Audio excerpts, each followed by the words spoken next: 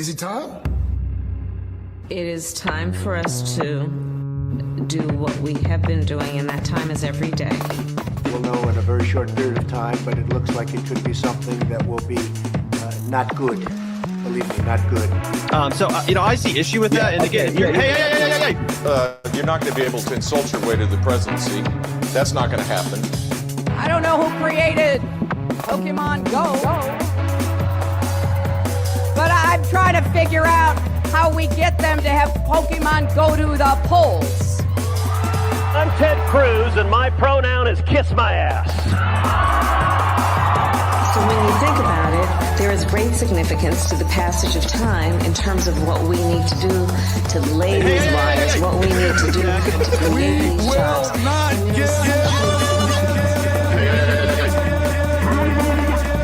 America is a nation that can be defined in a single word. I was going to put him Not good. Believe me, not good.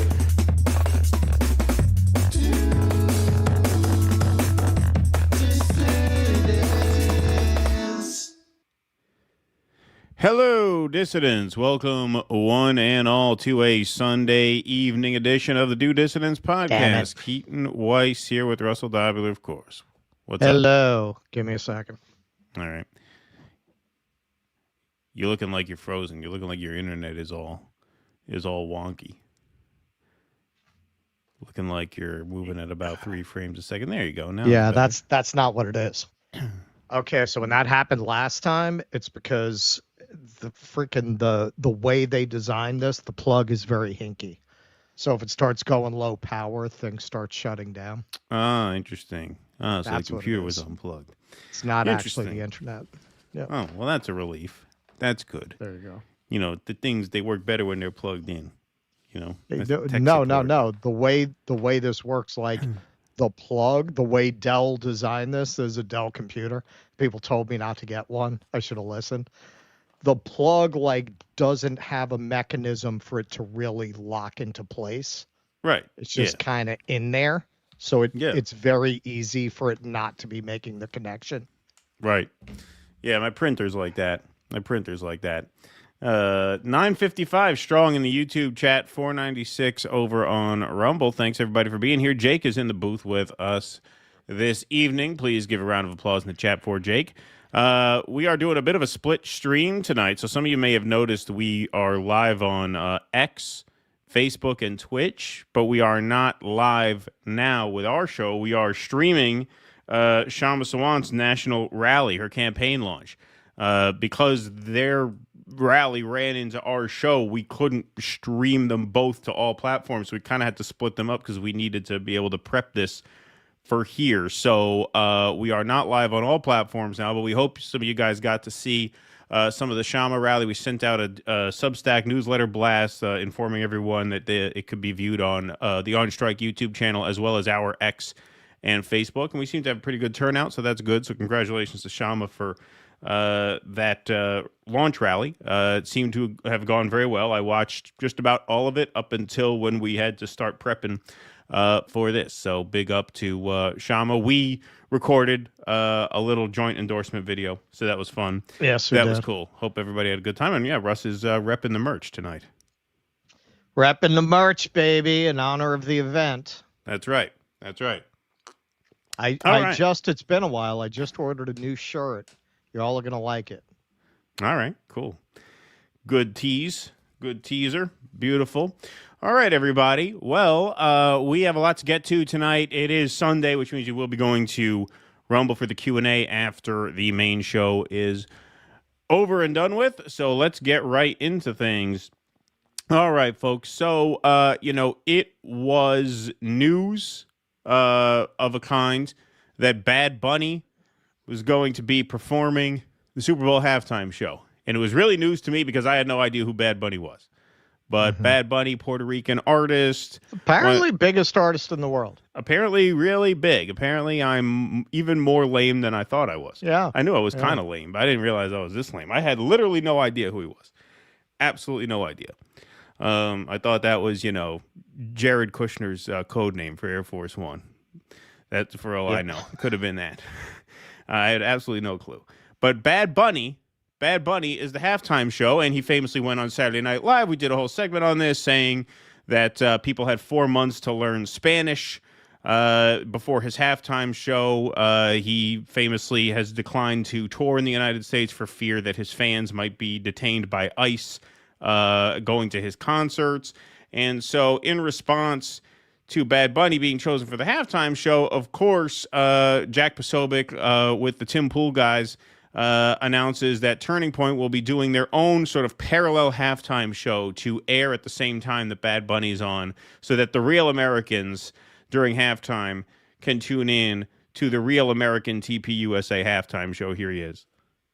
Clear to me what must be done here is that Turning Point USA needs to host a counter-programmed halftime show starring the only sincere band that has kept going with a fully Christian theme, as you say, Celine Dion. from day one. No, American band, American. Get that Canadian nonsense out of here, Luke.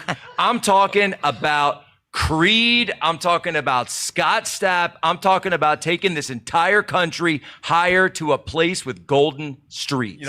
That's right. That's right. So, Turning Point USA followed up by announcing, yes, a huge announcement. It's true. Turning Point USA is thrilled to announce the All-American Halftime Show, performers and details coming soon. So you notice that tweet was sent out on October 6th, so about 5.5 days ago at the time of this recording. Now, shortly after that, this graphic started circulating online. Turning Point USA, America's halftime show starring Kid Rock, Ted Nugent, Travis Tritt, Jason Aldean, Aaron Lewis of Stained, John Rich, Lee Greenwood, Forgigato Blow, which is a Twitter handle for Trump's nephew. I believe that's a parody account. And, of course, featuring a guest appearance from Measles. So, now, you would think the guest appearance from Measles would be the giveaway, right? If not the fact that this is just a sort of comical who's who of, the most hardcore MAGA performers you could find. Of course, the halftime show lasts about 15 minutes, which means you couldn't fit all these performers in one halftime show, even if you wanted. But the fact that the guest appearance from Measles at the end, unless you did like the super band from hell. Yeah, like a medley, right? Yeah, exactly. Like a Traveling Wilburys, exactly. Yeah. But the Measles guest appearance at the end, you would think would be a giveaway in the USA hat and the beer can and that. But apparently not. Apparently, a decent amount of MAGA people actually fell for this and actually thought that this was the real advertisement for the Turning Point USA halftime show. They're the idiots. The Super Bowl viewers are the idiots. This event will have more viewers during the Super Bowl halftime than Idiot Big Bunny. Right. Mike Engelman. He's into it. And guess what? He got Gunther. He got Gunther to fall for it. He got Gunther to bite. Now, Mike Engelman, I don't think is in on it because this is like a real MAGA account. But Gunther maybe Gunther is AI because the only way you can fall for this if you're a bot, right? I mean, how can a human being fall for that? A guest appearance by Measles. How can you fall for that?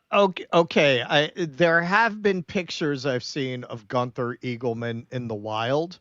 Now, that could just be that he's posing as the author. He could have a bot set to respond to this. He could. Let's put it this way: we don't know that Gunther Eagleman is a bot, but we know with some assurance that not only could AI run his account, AI could probably run his account better. That's an argument for it being a human. Like AI is more sophisticated at this point than his account is. Than Gunther Eagleman. He says, I'll be watching. And Mike Engelman excited because you got the Gunther reply that raises your profile. Muscle, muscle, muscle, muscle, muscle. Alpha, alpha, alpha, alpha. No, pretty much all of his shit is like that. It's like three words. Yeah, Fight right, for ice. yeah, right. Yeah. Oh, hell yes, says Shane S. I hope everyone switches over to it in order to make a statement to the NFL. And I hope the game is a blowout in the first half. So if this halftime show runs long, it causes people not to switch back to the game. Runs long. This is like a whole day. This is like at a music festival. This would be a whole day's slate of performers here. If it runs long. Digital Sass says definitely going to be a better halftime show than the woke-ass NFL is putting on. But guess who spoils it? Pleasantly Pragmatic says guest appearance from Measles. I think someone really pulled a fast one here and have conservatives looking a bit silly for reposting. And then Melania Bird doesn't get it. She's like, why? Who is Measles? She's like, what do you mean? Guest appearance from Measles. Who is that? and Pleasantly Pragmatic says, well, there was a band in 1965 that played at Kent State by that name. But I'm assuming we are going more viral here. Get it? Viral, in quotes. Pleasantly Pragmatic bringing the dad jokes. Hey, Graham Allen fell for it too. This will be the greatest halftime show ever. This 100% beats Bad Bunny. Wow, it's official. It's happening, says John Strand. TPUSA is launching the first ever American Patriots Super Bowl halftime show. This is how we win. This is how we take our country back. What do you mean? I thought you already won. I thought that's what the whole last year was. I thought that's what 2024 was. I thought you won. Winning. That was winning the culture war. That was owning the libs. And now the libs seem to kind of own you back with this, says Nicole. This isn't real. Special appearance by Measles is the libs owning you. Yes. Obviously. Fucking obviously it's the libs owning you. And, Jack Posobiec had to very subtly call this out. Of course, he wasn't going to actually post the graphic because that would kind of expose probably half of his followers for the idiots that they are. But he says that's what separates the pros from the pygmies, man. Exactly. He just posts, in true subtweet fashion without showing the graphic. No artists have been announced for the TPUSA halftime show yet. He just said he's going to get Creed. It didn't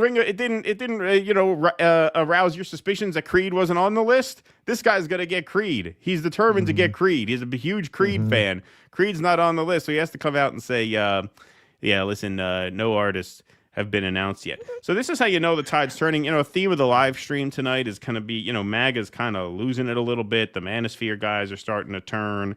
The real just anti-Arab racists are starting to turn based on the Qatar Air Force base, whatever that is. And this is a sign of it too, because, it was a funny thing. All of our lives, the right-wingers were always kind of the squares who were never in on the joke. And it was the left-wingers who were kind of the subversive counterculture types, right? Who would do things like that and make fun of the squares who were the conservatives. And then in 2016, that kind of flipped, right? Trump became counterculture because the Democrats insisted on installing Hillary Clinton. And so the Democrats became the establishment. They became the squares. Right. And then all these kind of renegade personalities started affiliating with MAGA, like Alex Jones, like Roger Stone, like Milo Yiannopoulos, provocateur, but funny, right? All those guys, kind of like these eccentric personalities who could make a joke and take a joke and have fun. But now you see, this is what power does to you.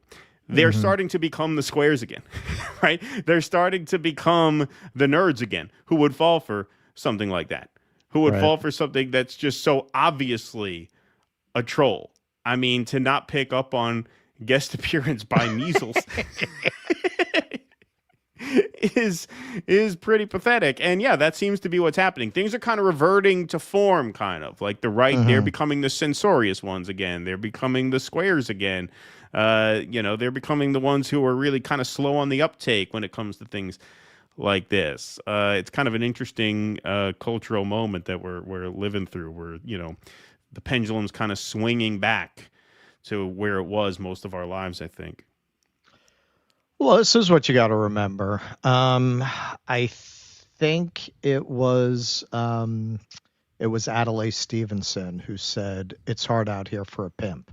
Yeah. So, you got most of these people that you see jumping on that or reposting that, and this is how we take our country back. I mean, they're probably doing that shit like while at the same time making breakfast. Like this, it's a business, man. It's a business. They saw some culture war provocation, and that's how they make their money, man. That's how they make their money. And if you saw when they were all grabbing these videos that sorority girls do every year, apparently, as part of Rush Week, they do. I mean, I guess the higher end, better financed ones that can hire a choreographer. Who knew that was part of sorority culture? Not us. Right. They were all sharing around exclusively white girls doing this. We're so back. We're so back. And then you're going to say there's no racial element to what you're doing? Because listen, man, if white girls do that during their sorority rush, I am quite sure that the black sororities do it too. Right. And they probably do it very well. So why not? We're so back with those. If this is not about race, why not? It was very revealing. I might actually be able to justify putting this on the show this week. So I told you it was going to be very interesting to see how the nerd channels were going to negotiate the Ellison thing. Mm-hmm. Like CBS has Star Trek, like they can't completely avoid it. So the show Peacemaker, James Gunn, they put him in charge of DC. They did like a Nazi Earth storyline, and they really revealed themselves because everyone had a take, we're being attacked by the revelation that this Earth is Nazi Earth. Well, if you don't feel like you're a Nazi, why do you feel like James Gunn's calling you out? Like, if you're not a Nazi, why? Right. I didn't take it that way. Yeah, I didn't take it personally. When I watched it, why did you assume that? And then they were doing a segment on it, and, the world of the Nazis was, like, very peaceful, and then it turns out it's a Nazi world. That's the big reveal, this parallel universe. And Critical Drinker, they were having a discussion, and he goes, yeah, well, and that world's very peaceful. Do they realize what they're admitting? And then he stopped, and and that was it. Like, he saw this could be career-ending if I continued right. with that thought. But, yeah, man. I thought the Indiana Jones had the hero and villain dynamic all...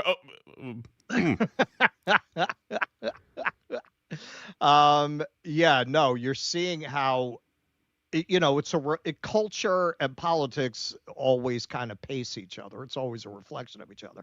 And I think what you're seeing in all of these quarters is their business is based on being in opposition to woke liberalism, right?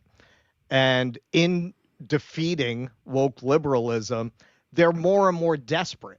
In the absence of that as a really potent enemy, to keep remember, it's a business for them. It's a business all across the board, whether it's Gunther Eagleman or the Critical Drinker or whatever, man. It's all this business that is based on reactionary takes. The less you have to react to, the more extremely reactionary you have to become. That's what this is. Like, they saw that. They need content, man. They need content. They're just not as many blue-haired teachers trying to misgender kids in the classroom anymore. They just don't have a lot of those videos on TikTok to share around and gin up outrage about. Wait till Shama Sawant's in Congress, baby. Well, that's it. Then we're so back. We're so back. We're so back. We're gonna be sharing around choreographed drag shows at the trans only sorority houses. Yeah, exactly. All right. Brad Gilbert says those who follow the money equals jokesters, obey money equals L7s. What is that? I don't even know what that is. See, I don't know anything. I feel like I don't know. I'm not up to date on anything. Dirtbags, I've been drumming for 45 years, and the woman replacing Neil Peart is terrifying good. Oh, really? Maybe the best rock drummer I've ever seen. Excited to hear what she brings to those fucking songs. I mean, the thing is, Neil Russ Peart and I was were sick, just... man. Oh, yeah. I mean, Russ and I were just talking about how Rush is back on tour. And I said, yeah, but without Neil, what's the point? You know? I mean, you need someone who could carry that for sure. Yeah, he was upper echelon of elite. Yeah, drummers. like he was a generational talent. Yes. Professor Brown note, DJT, AOC, RFK. Yep, politicians are indeed Egypts, Twazocs, and rat fuckers. Thank you, Professor Brown note. Man, 3 super chats in. I can't read already. All right. Already? Yeah, already. Rough night at the office. Hey, we got 2250 in the YouTube chat.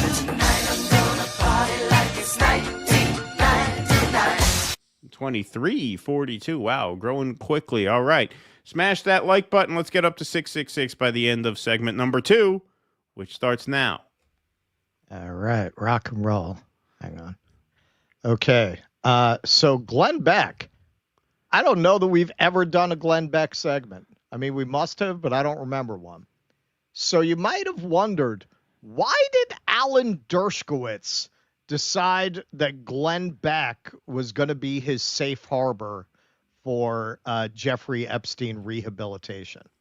We're not gonna play the video because he drops the PDF file word so much in it, it's gonna kill the clip.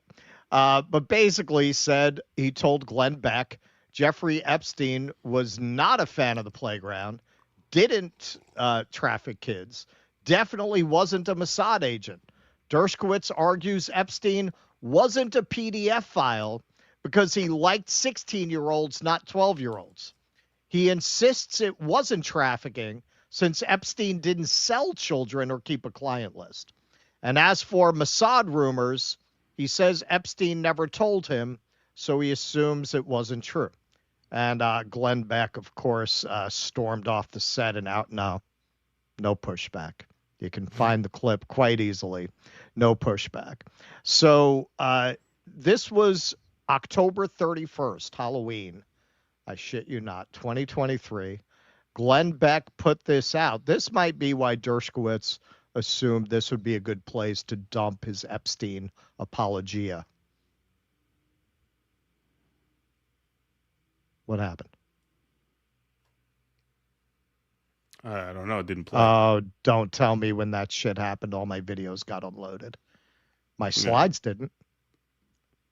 Oh, hang on.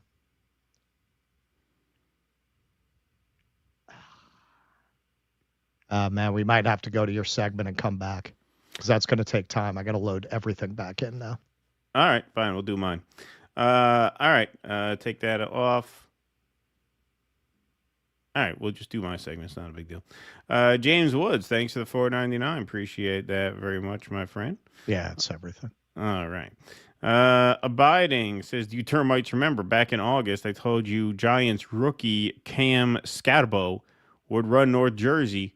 Well, he had 3 touchdowns at MetLife this week. I know the Giants beat the Eagles. New York needed a pick-me-up after the Mets and the Yankees. And, yeah, they beat the Eagles. What did they beat, 34-17? They routed them. I don't think anybody saw that one coming. So, yeah, that kid's good, right? That's the Giants, right? Because the Jets lost today. They lost by 2. So, yeah, I think that's what happened. I think I have that right. All right, folks. We will get right on along here. What do we got? Okay. So you may have noticed, folks, if you are online a lot, the ICE raids are getting more and more brutal, and they have caught the attention caught the attention of Father Joseph Rogan here. Why is he dressed like that? What is that? Am I missing something? Why is he dressed like a priest? He looks that's a priest collar. I was wondering that myself. Doesn't it look like a priest collar? Like, what is that? Yeah. No. Comic-Con is in San Francisco right now. That's his Obi-Wan cosplay. Yeah, like what is that? Why is he dressed like that? I don't get it. But Joe Rogan has noticed that Donald Trump's immigration crackdown is a bit more brutal than he thought when he interviewed him for 3 hours and didn't really interrogate how exactly he would go about these mass deportations 5 days before the election. So here is Joe Rogan saying, when you're arresting people in front of their kids, people that have been here for 20 years, everybody who has a heart can't get along with that. Here's the audio only, of course, to not step on his toes. The immigration thing, the way it looks is horrific. When you're just arresting people in front of their kids and just normal, regular people that have been here for 20 years, that everybody who has a heart can't get along with that. No. Everybody who has a heart sees that and goes, that can't be right. That can't be right. That can't be the only way to do this. Right. Because you have to think, look, yeah, we have to have a border. Yes, it should have been secure. Yes, they should make sure you know who everybody is before they get in. Yeah. But when people been here for 20 years, like, come on, man. That's crazy. Like, let's find a way. If they've been productive members of society for 20 years, no criminal record, they worked the entire time, they paid taxes, find them a pathway to citizenship. Find a way where you can do this thing that you want to do, which is keep terrorists and cartel members from getting across the border with drugs that kill 100,000 people a year. Okay, but also have a fucking heart. Because if you don't, you're not going to get anybody on your side. If you're doing this stuff got you on his side. Got a lot of people on his side. Like, what do you mean? He doesn't need you on his side now. He's there. He's there, baby. Publicly throwing women to the ground, handcuffing people just for existing on the wrong side of the dirt. Yeah. Not a criminal. Not the only crime they ever committed was coming over here as a kid. Yeah. They probably didn't even know what the fuck was going on. Yeah. Yeah, man. You know, a lot of kids got snuck across when they were already born in Mexico. And they've grown up their entire life in America. They can't even speak Spanish. Speaking of kids getting snuck across, here is an ICE raid in a northwest Chicago suburb where a 15-year-old gets pinned to the ground as if she just robbed a bank.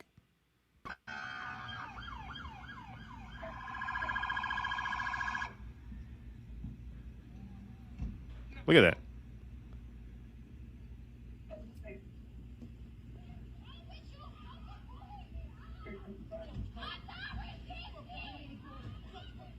Oh, yeah. No, that's a threat. A 15-year-old That's a girl. threat. They get, 6 cars? They throw her to the ground like she just got done robbing a bank. Yeah, that's your tax money at work there, folks. That's what you're paying for.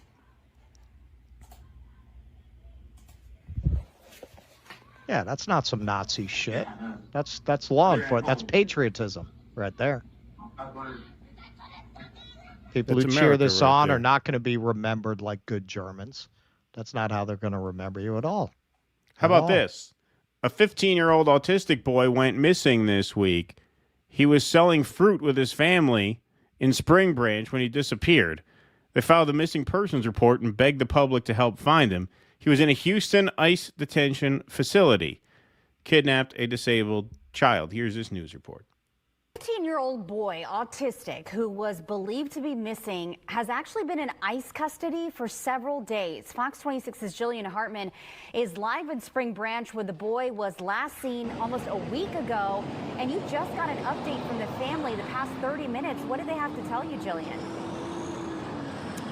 Yes, we learned that the boy is in ICE custody at one of the detention centers here in Houston. The mom says that he is safe and okay. Now, the boy was here at this intersection in Spring Branch with his mom and sister selling fruit when he disappeared. And here's the information we just learned in the last 30 minutes. Take a look at this. So the boy has autism and is sometimes nonverbal, and he disappeared last Saturday. He's 15 years old, but his social worker says he has the mindset of a 4 to 5-year-old. So they're very worried about his safety.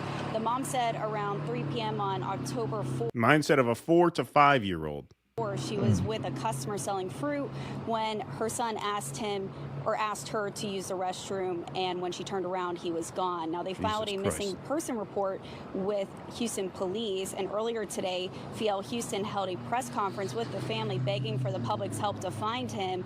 Now, today, police notified the family that the boy was found safe Fiel Houston said a law enforcement agency found him, and he's been at the Office of Refugee Resettlement Children's Detention Center since Monday. The family is undocumented, and they're trying to get him released from ICE custody. And I'm told that the mom just had a FaceTime conversation with her son in the last 30 minutes and is thankful he is alive and hopes to be reunited with him soon. Reporting live, I'm Jillian Hartman, Fox 26 News. Okay, so, these stories keep adding up. We keep seeing more and more of them. And it's not just Rogan who's having second thoughts over this. Once again, it's too late for second thoughts. Yeah. But one day, everyone will have always been against this. Exactly. Same kind of thing, right? Here's Tim Dillon talking to Marjorie Taylor Greene about this, raising this issue with her. She sat for about an hour and 10 minutes with him. It was a pretty good interview. I encourage you to watch it. But here he is saying essentially what Rogan just said and seeing what she has to say in response. We need the rule of law, obviously. Oh, my gosh. Is there a better way to do these ICE raids? I think Trump's losing support amongst, they did a poll recently about Latinos. Amongst normal people. Is there a better way, a more humane way to conduct some of these raids? Because I think there are a lot of people that go, we want a border, we need a country, and that certain people also need to be deported. Absolutely. But when people see children being zip-tied or a grandmother being zip-tied, and these are people who've maybe lived in a community 30 years, and they're not committing a crime. They're here illegally. We know that. To me, you see a lot of people that are, more moderate types, people like myself that very much want a border and a country. Right. But I look at, showing up to a high school graduation and deporting someone's father. I go, this seems to a lot of people to be inhumane. Yeah, that's hard to watch. Yeah. Yeah. So I love Laken Riley's mother and sister, of course, and her family. Yeah. And so I have to say, oh boy, do I want to deport any illegal criminal like that. Right. That's horrific. Yeah. Horrific. And having a secure border, oh hell yeah. Unapologetically. Yeah. Yes. Immigration laws, you have to follow our immigration laws. Those are our laws. Right. Me and you can't go to, say, Mexico or Colombia or Brazil, and we can't overstay our visa and not expect to get arrested and deported. Right. Like, that's just facts. However, Okay, but that is technically a fact, but obviously the context is very important. Colombia is not bringing in Americans to work cheap. Right? Colombia didn't invite Americans. Colombia didn't intentionally open the door and look the other way to immigration for decades because they needed cheap labor, which is a point that she actually goes on to address. let's be in reality for a minute. Yeah. The reality in America is for decades and decades and decades, it's been whatever administration turned a blind eye. Even Ronald Reagan, big time, changed it. Big time. My goodness, California Republicans wanted turned cheap labor, and yes, and so we have, and I own a construction company, right? So I'm going to speak from very real experience. We have a labor force in America across many industries that has been built on illegal labor. That's a fact. That also cannot be ignored. Right. And I'll say it like this: the same way I look at the health insurance industry, and I'm analyzing, we need to build an off ramp, but an off ramp is gradual, right? Off of the Affordable Care Act, off of Obamacare into some sort of new system that is much better. I also look at this problem that we have with illegal immigration, that we can build an off ramp there. And as a conservative and as a business owner in the construction industry and as a realist, I can say we have to do something about labor, and that needs to be a smarter plan than just rounding up every single person and deporting them just like that. Okay. So kind of an interesting answer. She kind of dodges on the, oh, isn't it horrible to separate families, and leans into a kind of very non-MAGA economic argument, which is like, yeah, we have to do something because construction companies need these immigrants for labor, right? Kind of a strange answer from Marjorie Taylor Greene there. But it's not just Rogan, it's not just Dillon. Podman out. Trump's support among influential podcasters is waning. Some of the internet's most popular voices with young men, almost all of whom either hosted President Donald Trump or spoke highly of him last November, have some thoughts on what he's doing wrong. An all-star lineup of podcasters and YouTube impresarios has taken Trump to task in recent months on everything from immigration and Israel to free speech and Jeffrey Epstein. The list includes Joe Rogan, Theo Von, Andrew Schultz, and Sean Ryan, a cast that Trump courted heavily to win access to their audiences during last year's campaign. While we're stopped, I'll cut this on the clip. I just want to do a test. I don't know why I was born. Good. Just want to make sure you didn't have to exit, because then we would have had to do that again. All right, I'll cut that from the clip. Moving on. All right. Sorry about that, folks. Rogan and Vaughn have been particularly critical of the Trump administration's mass deportation agenda, with Rogan calling some deportations fucking crazy, and Vaughn questioning why the Department of Homeland Security has posted videos of immigration arrests online. Not only do they post videos of immigration arrests online, they actually included him in one of their most viral deportation commercials, much to his chagrin. He famously tweeted out, "Yo, DHS, I didn't approve to be used in this. I know you know my address, so send the check, and please take this down, and please keep me out of your banger deportation videos. When it comes to immigration, my thoughts and heart are a lot more nuanced than this video allows. Bye." And then he addressed this. He's touch and go with copyright too, so this is audio only. But here he is talking about his family's immigration background. Immigrated here from Nicaragua, right? Like one of my prized... My father immigrated here from Nicaragua, right? Like one of my prized possessions is I have his immigration papers when he came here. And I have them in a frame, and him and his siblings when they came here. And so I have tons of thoughts about it, but this was just fucked up, right? It was fucked up. And it was everywhere. It was like on all platforms and stuff. Talk about the video, of course. So that had me really kind of paranoid. You know, that had me start to get kind of paranoid and, you know, like closing, like, you know, I had the curtains in my house kind of closed. I was just like, you know, you're paranoid. I woke up the next morning. Sorry, I need some water. I woke up the next morning to a text from a high government official saying, "Hey, if you need some extra security in your neighborhood or some extra police cars on patrol, let me know." And I'm like, what? What are you talking about? Extra security? I don't have any, like, you know, I don't even know the code to my Ring camera. Like, I don't even know how to log in. So it's like, and like, what, you're just going to put police cars in my neighborhood? What are my neighbors going to think? Now they're fearful. Like, it just like, I don't know, man. That like really kind of shook me. It really kind of shook me. Don't forget, he had to film his Netflix comedy special like that week too. And apparently it did not go well. And this, you have to imagine, is a big part of why. Right. But you keep marching on, you know, and you start getting security. And then now you have security, right? Mm. And the thing is, you just don't know. You just don't know. Right. There was a moment on it was White House, because the White House also put this out. That's right. The White House also put that out. NBC News polling conducted in August and early September found that 33% of U.S. adults aged 18 to 29 approved of Trump's handling of deportations and immigration, while 67% disapproved. Among U.S. adults of all ages, a slightly higher share, 43%, approved of the president's handling of deportations and immigration. Andrew Schultz and his co-host Akash Singh have criticized the president not fulfilling his campaign promises. So this is a little bit of an older video. This was sort of the first domino to kind of fall. And me like, you see what your boy doing? You voted for this. I'm like, I voted for none of this. He's doing the exact opposite of everything I voted for. Yeah. I want him to stop the wars. He's funding them. I want him to shrink spending, reduce the budget. He's increasing it. It's like everything that he said he's going to do, except sending immigrants back. Seemed like a pretty straightforward guy, Donald Trump. Seemed like a pretty straight shooter, you know? Seemed like a pretty honest actor to me. I don't know.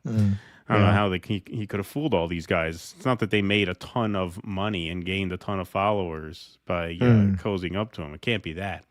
During recent focus groups of 18 to 29-year-old Trump voters observed by NBC News as part of the 2025 Decider series produced by Syracuse University and the research firms Engages and Sago, A handful of voters said that people like Rogan and Vaughn helped to persuade them to vote for Trump. And while most members of the focus group said influencers aren't changing their minds, they did echo similar criticisms, venting frustrations with Trump.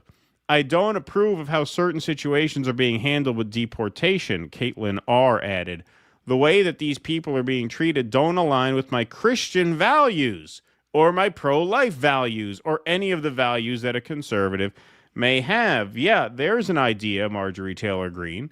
You may want to oppose this based on Christian values, based on family values, based on pro-life values. But yeah, one by one, Trump sort of losing the Manosphere, or the Manosphere, pardon me, misspoke there, Freudian slip, perhaps. Yeah, I mean, it's not terribly surprising that this would happen. We've seen Joe Rogan talk in years past about his views on immigration. I think what happened here is that a lot of people got caught up in the vibes of things. You know, the podcast space is very much a vibe-driven space. And because you had this seemingly just permanently entrenched sort of liberal class power structure, I think the appeal for a lot of people was, well, Trump is an opportunity to dislodge them and roll the dice. And I don't think people really paid much attention beyond that. You know, we acknowledged that, you know, there was some appeal to that, but we never went any further than that because it was quite obvious to us, not only based on the Israeli genocide of Gaza, but really when Elon Musk and Mark Andreessen, when these big tech guys really started backing the Trump campaign, it was pretty obvious the way all of this was going to go. And, you know, not only did Rogan not think twice about that, Rogan brought Mark Andreessen on, you know, and let Mark Andreessen give him a snow job. All these guys. Trump, Elon. Yeah.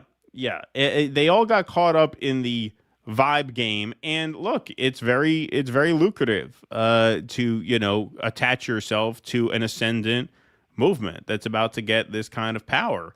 But things reach a tipping point where it's not cool anymore. When it's not cool anymore, it's not lucrative anymore. So, you know, Theo Von seems like a sincere guy. I don't know anything about Andrew Schultz. Tim Dillon, you know, up in the air. I mean, he'll tell the truth about Israel, and then he'll have dinner with Peter Thiel. I don't really know which way to think about Tim Dillon. Rogan just strikes me as kind of, you know, just an empty-headed bro type. I don't really know how to read him. But unfortunately, no matter what we think of all these people's motives, it is important that they are doing what they're doing, because whether we like it or not, we said this about Israel-Gaza, the anti-Israel right is going to be what makes the difference on Israel, because the right is in power. And so the Tucker Carlsons and the Candace Owens and those types, you know, the more anti-Israel sentiment grows on the right, which we're seeing at TPUSA, which we will get to in the next segment, supposed to be the previous, but we have that straightened out now. You know, same thing happens, you know, the same rule applies here.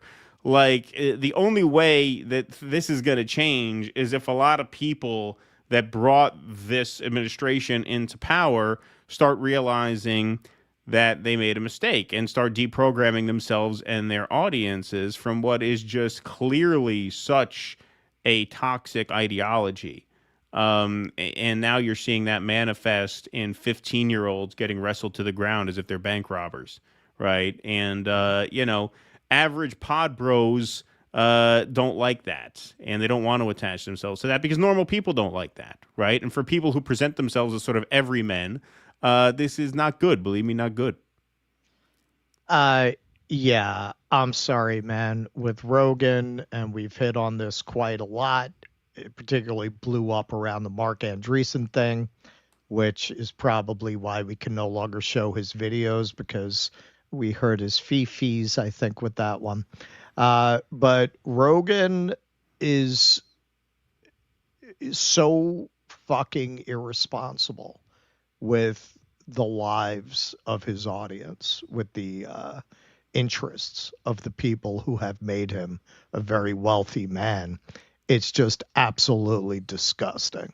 And it's something that I don't think he'll be able to live down ever, because the internet's forever, man. Those clips of you sucking off Humpty Dumpty over there, who makes his living robbing old ladies of their life savings, those videos aren't going anywhere. And all of this shit is not going to look good in hindsight.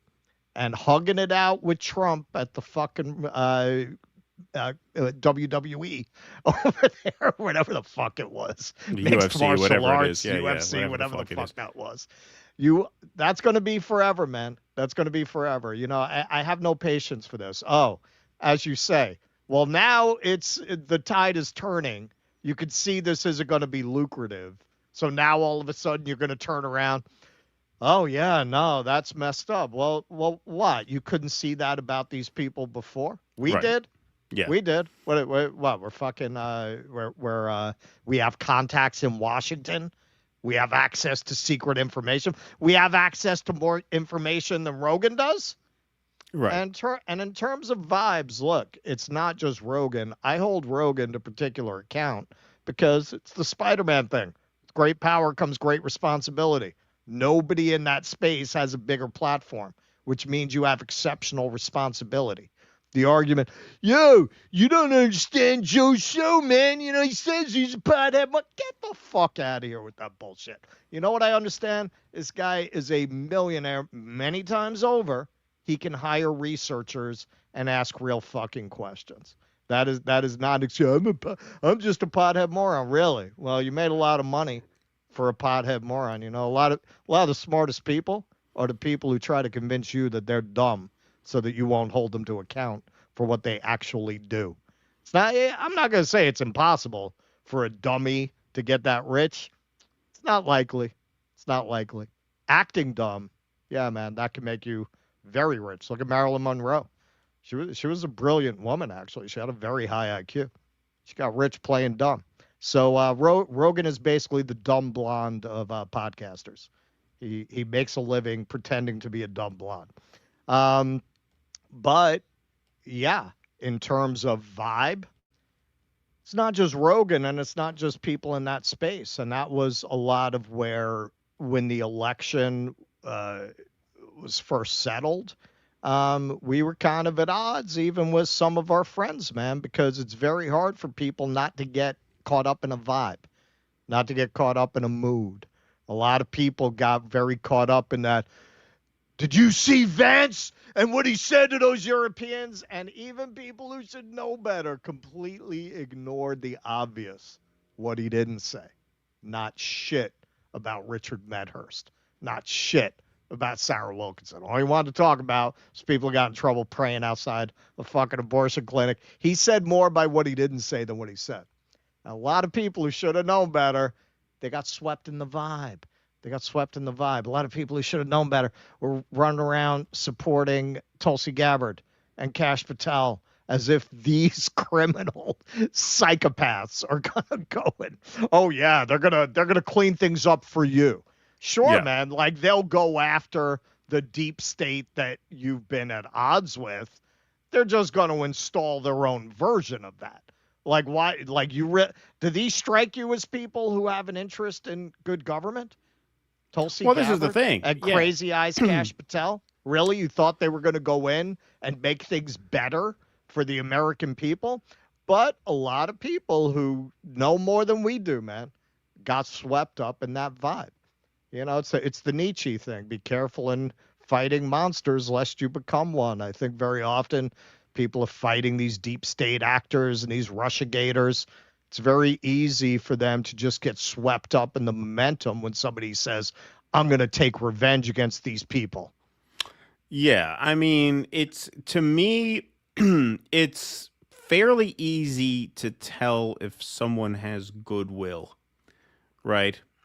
And I just don't know what planet you're living on if you look at Kash Patel and you think that's a man of goodwill. Of course. Right. Of course. That's why. You know, during that whole time, if you go back and you watch our shows in the months after the election, it's clear me and Keaton both feel like we're taking crazy pills.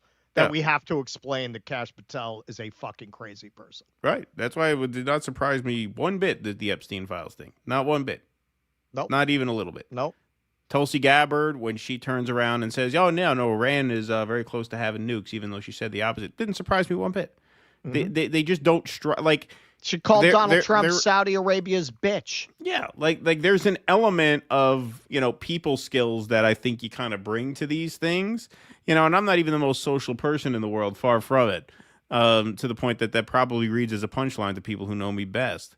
But you could still, if you have enough people skills, you could tell whether someone means well or not. And none of these people are acting in good faith or are acting of goodwill. Like it's just the most obvious thing in the world. And that's why I said, to the extent that good outcomes are possible, it'll be by accident. That's why I said it. That's why my metaphor was, it's like playing Russian roulette with 5 chambers empty instead of 6, because there's a randomness factor, right? Where you may luck into something every now and then, but that's going to be extremely rare, as I said. And that's why, I really didn't even use that metaphor as the campaign went on, because once the tech oligarchs start latching on to a campaign, okay, this is now an establishment-oriented campaign. It's like what Hedge just says. It's the corporatists versus the oligarchs. It's different wings of the deep state, but it's not anything beyond that. And that's fairly obvious. And I think, look, that requires a level of analysis that I'm not going to go as far as to say like these pod bros are not capable of, but they're certainly not used to engaging on that level. For a lot of them, it is just about vibes, right? The wokies are censorious and annoying, and the Trumpers are big boisterous alphas. So which team is more fun to be a part of? The Trump team. That explains a lot of what we're talking about now, I think. Rogan was smart enough to see through ivermectin and all of that shit at the height of the propaganda. If he wanted to see what Trump was about, he could have. He didn't want to. It's the Upton Sinclair thing. A man has a tremendous capacity not to see a thing when his living depends upon his not seeing it. Now his living depends upon his seeing it. Now all of a sudden, light bulb. Oh, Trump's doing exactly what he said he was going to do. Oh, shit. Who could have seen that coming? Right. Well, a lot of this was RFK, too. RFK brought a lot of this fear in when he endorsed Trump, because he felt like now's his big chance to say that circumcision causes autism, because they give a baby Tylenol for a circumcision. So if Tylenol causes autism and they give a baby Tylenol before they clip his dick, that means clipping his dick causes autism. Boom. A lot of people think that a lot of Jews are autistic because of all the cousin fucking, but actually it turns out it's the circumcision. That's right. All right. What else we got going on here? James Woods, thanks for the $4.99. Appreciate that super sticker. L7 Didn't is know a square. he was a fan.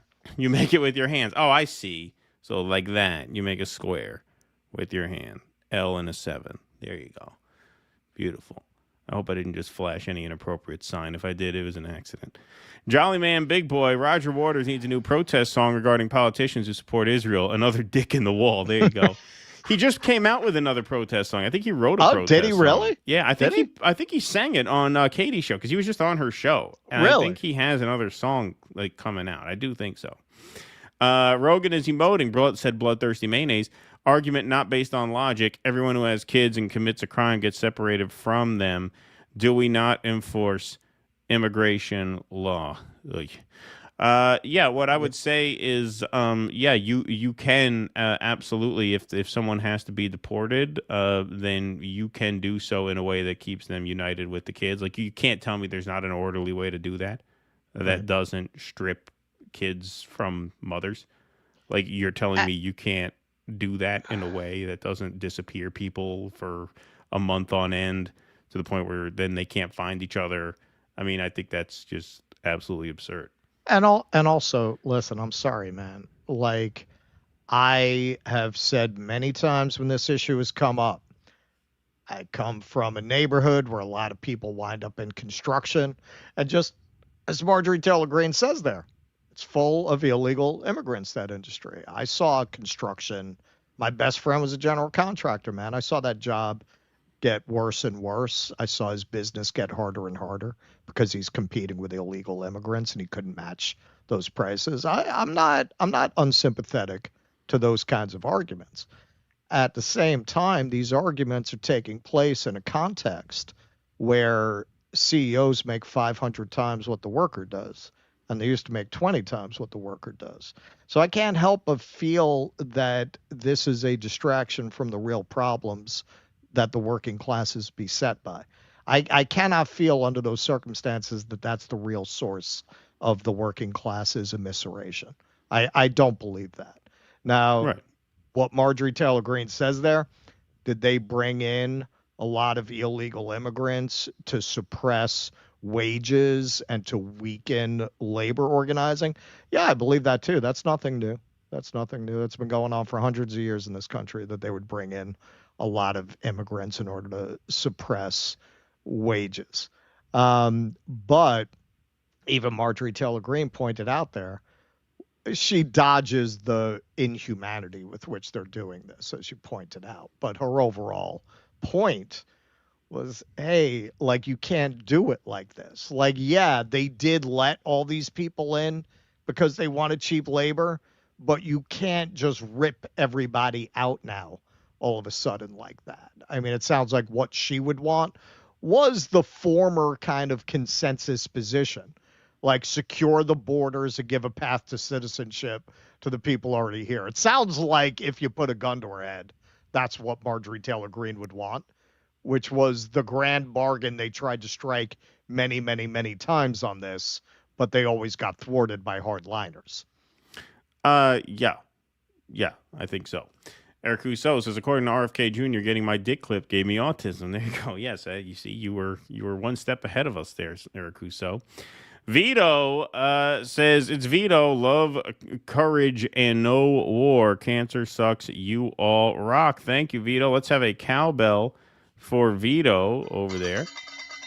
And you get your sound drop. I'm going to make him an offer he can't refuse.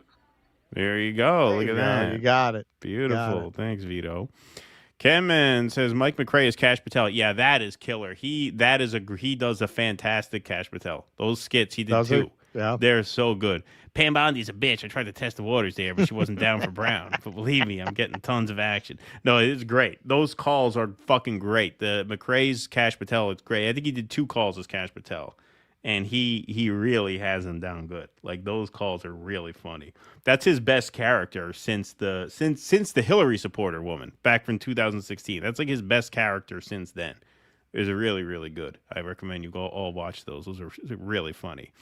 Says, yeah, we're gonna go to this bar. It's really good. He just has the whole mannerism and the accent down.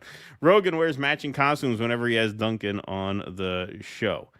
Oh, is that what that was? I didn't know what the hell that was because I didn't see the other guy. I didn't see the other side of the show. It just looked like he was dressed like a priest or something. Sammy says, ICE using IDF tactics looking all too familiar. Instead of Palestinians, it's Mexicans. Yeah, exactly. Primus 2004 says, I have perennial dermatosis. When I tune into your show, the pain leaves the inflamed area of my whale's eye and goes straight to my brain. Love you guys. Thank you. Good luck with that, Primus. Appreciate that. Jolly Man Big Boy says Palestinians are getting murdered, Hispanics getting raided, and the black community getting evicted. Yet people keep trying to say Jews are in danger in today's world. That's right. James Woods says, love you both. I got overcharged on a suit. Yeah, exactly. Yeah.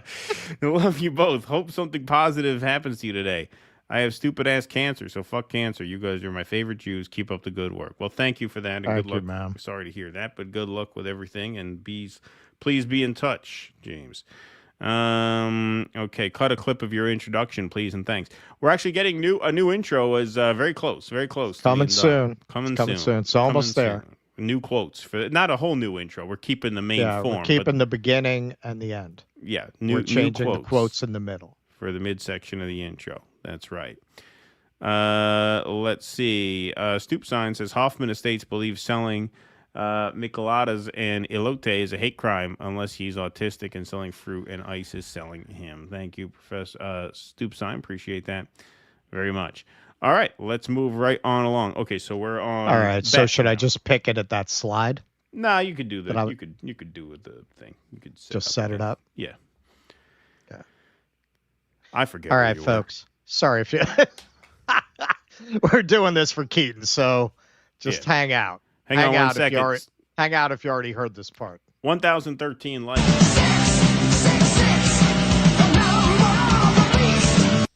All right. Okay, so you might wonder why Alan Dershowitz decided the Glenn Beck show was going to be the best place to make the case that Jeffrey Epstein wasn't Mossad and what he did wasn't actually fan of the playground behavior. So he went on Dershowitz. He tells Glenn Beck Epstein wasn't a fan of the playground, didn't move kids around, definitely wasn't a Mossad agent. Dershowitz argues Epstein wasn't a fan of the playground because he liked 16-year-olds, not 12-year-olds. That's a very Lolita argument of him. He insists it wasn't trafficking since Epstein didn't sell children or keep a client list. And as for the Mossad rumors, he says Epstein never told him, so he assumes it wasn't true. Now, why would he go to Glenn Beck to make this really insane argument in defense of Jeffrey Epstein? Well, he certainly had good reason to believe that Glenn Beck would give him no pushback, as indeed he did not. So this is Glenn Beck on October 31st, 2023, expressing his fealty to Israel and his desire to actually become an Israeli citizen, in spite of the fact that he, like most people claiming to be descended from that region, can claim no such descent. I don't know why I was born, but there is something about the state of Israel that connects deeply to me. To have the privilege to stand with the Jew is a tremendous honor. Why don't you come stand with us? That's not an honor? Spiritually. What are we, wood? Yeah, We're so Jews. it's like, yeah. We're the Jews. So I want to read a letter that I wrote that I am sending to the state of Israel. To Prime Minister Benjamin Netanyahu and the honorable officials at the state of Israel. In this moment, I have chosen to ask you for citizenship in the state of Israel. I have nothing to offer but my voice of support. And some might say that my support might be more valuable as an independent voice. Perhaps they're correct. But my request for citizenship is not about words, it is about deeds. I am sure, given the long time control you've had over our media and over our government, this clip is never going to come back to bite me in the ass. So what's most interesting about some of these clips is who's sharing them, who's sharing these out. Morgan Ariel, nationalist, Christian cultural commentator, lioness for Jesus Christ, fashion designer and CEO. I would like to see those fashions. And she's not sharing this approvingly. She says, who remembers when Glenn Beck said that his whole purpose in life is to serve Jews? He begged Satan Yahoo for dual citizenship in Israel. This is a humiliation ritual, and no one can tell me otherwise. There's something I have been saying again and again to these Zionist fruitcakes who want to curl up in bed with the right-wing fruitcakes. Historically, these people don't like Jews. Historically, they do not like Jews. A lot of them kept quiet because Daddy told them to. As Daddy's servile relationship to Israel becomes a national embarrassment, more and more people in this lane are openly saying what I suspect a good number of them always thought about Trump's relationship to Israel. So this came back on Glenn Beck at his appearance at Turning Point USA. And isn't it interesting also, now that Charlie has been taken out of the way in such a horrific fashion, that they invited Glenn Beck, who recorded that humiliation ritual, to speak there? Isn't that funny that they decided to invite in Glenn Beck now that Charlie Kirk is not there to decide who speaks there? An overwhelming lobby over the United States government, and we have unconditionally supported them.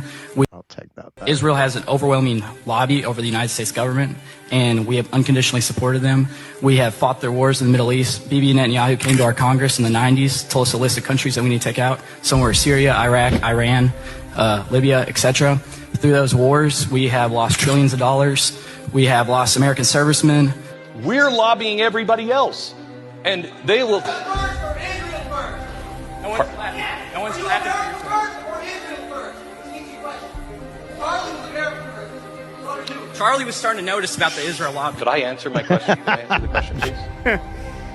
You're talking about one thing they don't teach in school? They don't teach about the USS Liberty, where Israel literally came, blew up an American ship because they want us to get in their war with Egypt, and they don't teach that in school. I mean, I'm just saying. Okay, thank you. Thank you for your question. I have a question. Why is there this societal taboo around criticisms of Israel? For example, AIPAC doesn't have to register as a foreign lobby, but like the Australia lobby does. Getting hot and on this. That should be changed. That should be corrected. Look, I am not going to say Israel should have any special privileges. None. Prime Minister, the kids were on my ass. I was starting to schwitz. See, I fit in perfectly. I know I schwitz. I had to take my jacket off. Please don't release the tapes. Please don't release the tapes. So who shared that? I mean, several people shared that, but the biggest view count I saw, this was like, over 1 million views. Who shared it? Chief Trumpster. The guy has a Pepe the Frog meme with the Make America Great Again hat. Rumble partner, streamer, MAGA activist. Wow. Guy like this is sharing that. And what is he? Same thing. Very positive about what these kids do. Glenn Beck looks petrified by these questions. It's refreshing to see so many young people waking up. Not looking good. Not looking good. Stu Peters. Glenn Beck getting dragged by Zoomers at a TPUSA event is a flashpoint moment. Israel is the issue that will drive America's political future. Buckle up. Who's this guy? #1 selling children's book author. It's really fun to be white. You're losing the white nationalists, and I'm sorry, that's a big part of the MAGA base. I saw a really fucking insane Zionist that I know the other day share like a parody video about Mamdani of New York, and it had all this coded anti-Semitism. like in the song, the guy says how he's leaving town with his Hugo Boss shoes. Why you picking Hugo Boss? Right. And then later on, I mean, maybe that would just be a random thing. Later on, he calls New York Town. I said to him, did you listen to this before you shared it? These people do not like Jews. What's the thing? It's not that they don't like Zionists. They don't like Jews. Just because they don't like Muslims, just like you don't like Muslims, doesn't mean they like you. Well, yeah. I mean, this is the thing. Like, it was never going to end well when you are running on, like, white nationalism. You can't then sell the country out to a bunch of Jews. Like, you can't. Like, people are going to be angry about that. That's what I'm trying to say. That's what I'm trying to say. I've been trying to say it in a delicate way, but... Yeah. I mean, you can't run on white nationalism and then be this subservient to Jews without pissing off the white nationalists, right? Well, that's it. You summed up my thesis right there. Yeah. But hey, they've got an answer to it. They've got an answer. The Zionists have a secret weapon.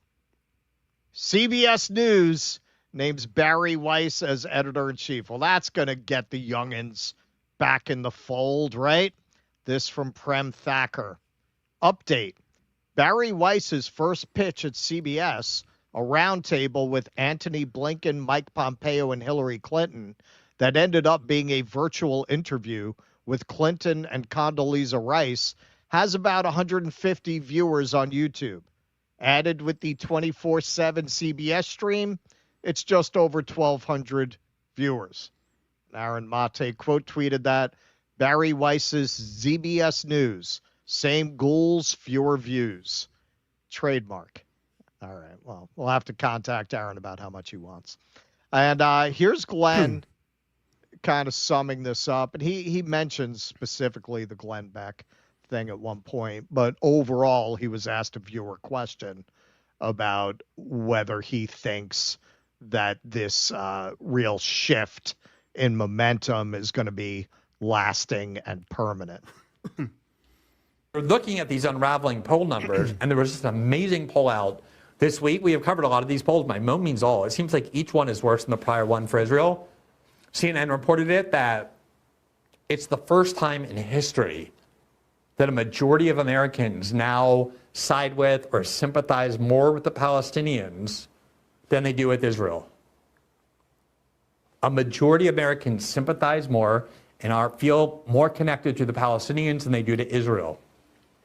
It's impossible to overstate how stunning that is. If you had told me that was going to happen even 5 years ago, I would never have, I would have thought you're living in some sort of parallel universe that I've never visited. And a major part of that change is young conservatives. And I don't mean 18 to 24, I mean conservatives under the age of 50, basically people who haven't been feeding themselves for years on Sean Hannity and Fox News, who have a more diverse range of voices and sources of information than people who pop themselves down in front of Fox for the last 20 years, 30 years, which is purely pro-Israel. And I'm not convinced, as the question suggests, that that can be reversed. People have seen what they've seen. Once you open your eyes to these things, it's very impossible to have your eyes closed to them. And the horrors of what Israel has done and the accompanying awakening about how our government is so dedicated to Israel, so captive to it, it's been so rapid in the last 2 years and has contaminated so many different sectors and circles that it, not to use this cliche, but it seems to have reached the tipping point where it's just now all falling over. And it seems like a fait accompli that this is just continue to grow and be a permanent part of the American framework. And look, buying CBS, as much as you want to say CBS News is a dying institution, which it is, you're talking about Paramount, which still has a lot of cultural sway. And so they control, the Ellisons do, films and shows and movies and their content. CBS as an entertainment network can still attract people, and they control the content of that. And then, 60 Minutes, CBS News, The Morning Show, nobody watches those shows, but 60 Minutes still has some cachet. They still have some impact online. It's not nothing. It's far from trivial.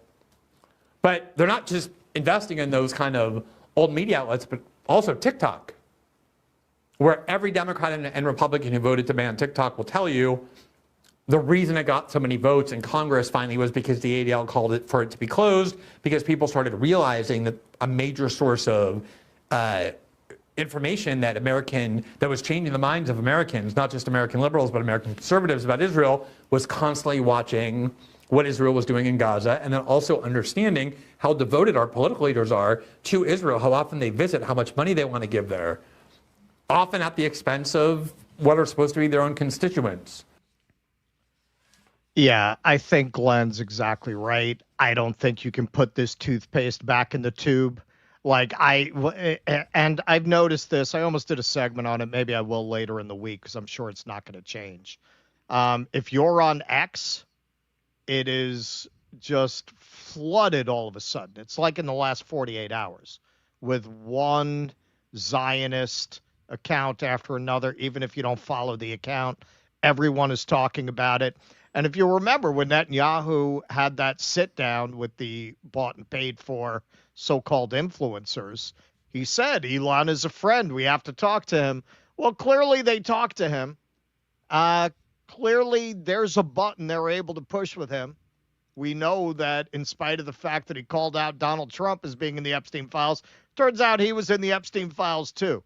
Does that mean that they have something on him? No, but it's hard to explain why the famously, vicious and resistant to any kind of control or supervision Elon Musk, the guy who went on stage and told Bob Iger to go fuck himself right in the midst of all of his advertising collapsing. It's very hard to explain another reason why he'd be as subservient to Israel as he clearly is. But they did something to that algorithm where it's one after another, after another, after another of the craziest Zionists you've ever seen. Is that going to make kids like these kids who confronted Glenn Beck all of a sudden turn around and say, yeah, you know what? I kind of like sending my tax money to Israel. I don't think so. I don't think so. He makes a very good point there that, like, these kids didn't spend the last 30 years having their brains marinating in Fox News Zionist propaganda. And, the youth are the future, right? Like these boomers who are the last group in society where there's a majority of them that support the state of Israel because they came up in a time when that was just absolutely anathema to question that point of view. They're going to die off, man. They're going to die off. Like, this is where the momentum is going. If you wind up making America like a great firewall country where all the social media in America doesn't provide that kind of content because the Ellisons and people like them bought it all, you saw what happened with TikTok where they were going to pull it offline. Everybody started going over to Chinese apps.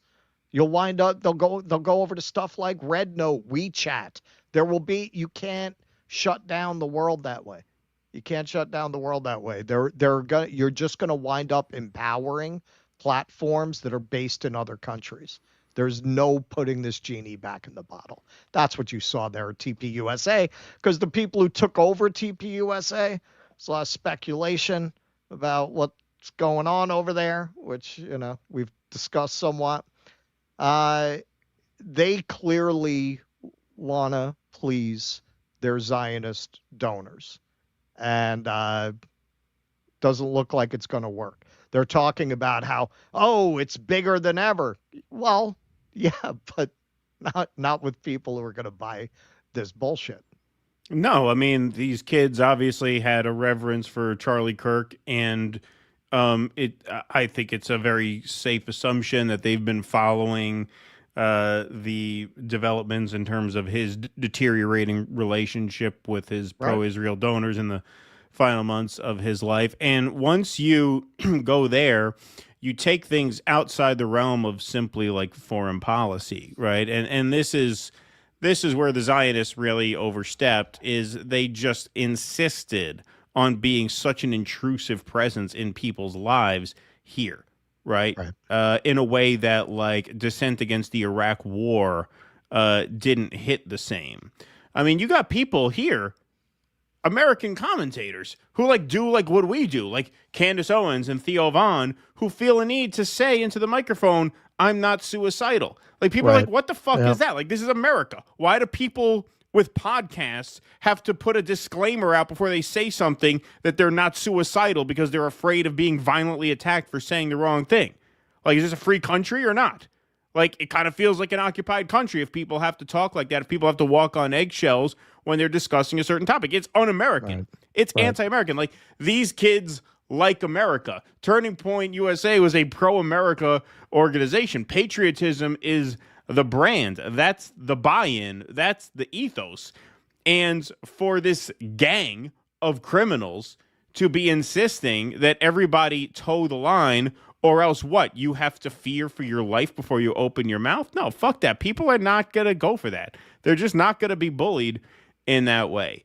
Maybe people with something to lose could be gotten to, right? Which explains that as people grow and become more visible, a lot of times they moderate because the stakes get high. But these kids on these campuses, they're not public figures. They don't have to worry about that in the same way that people with millions of followers do.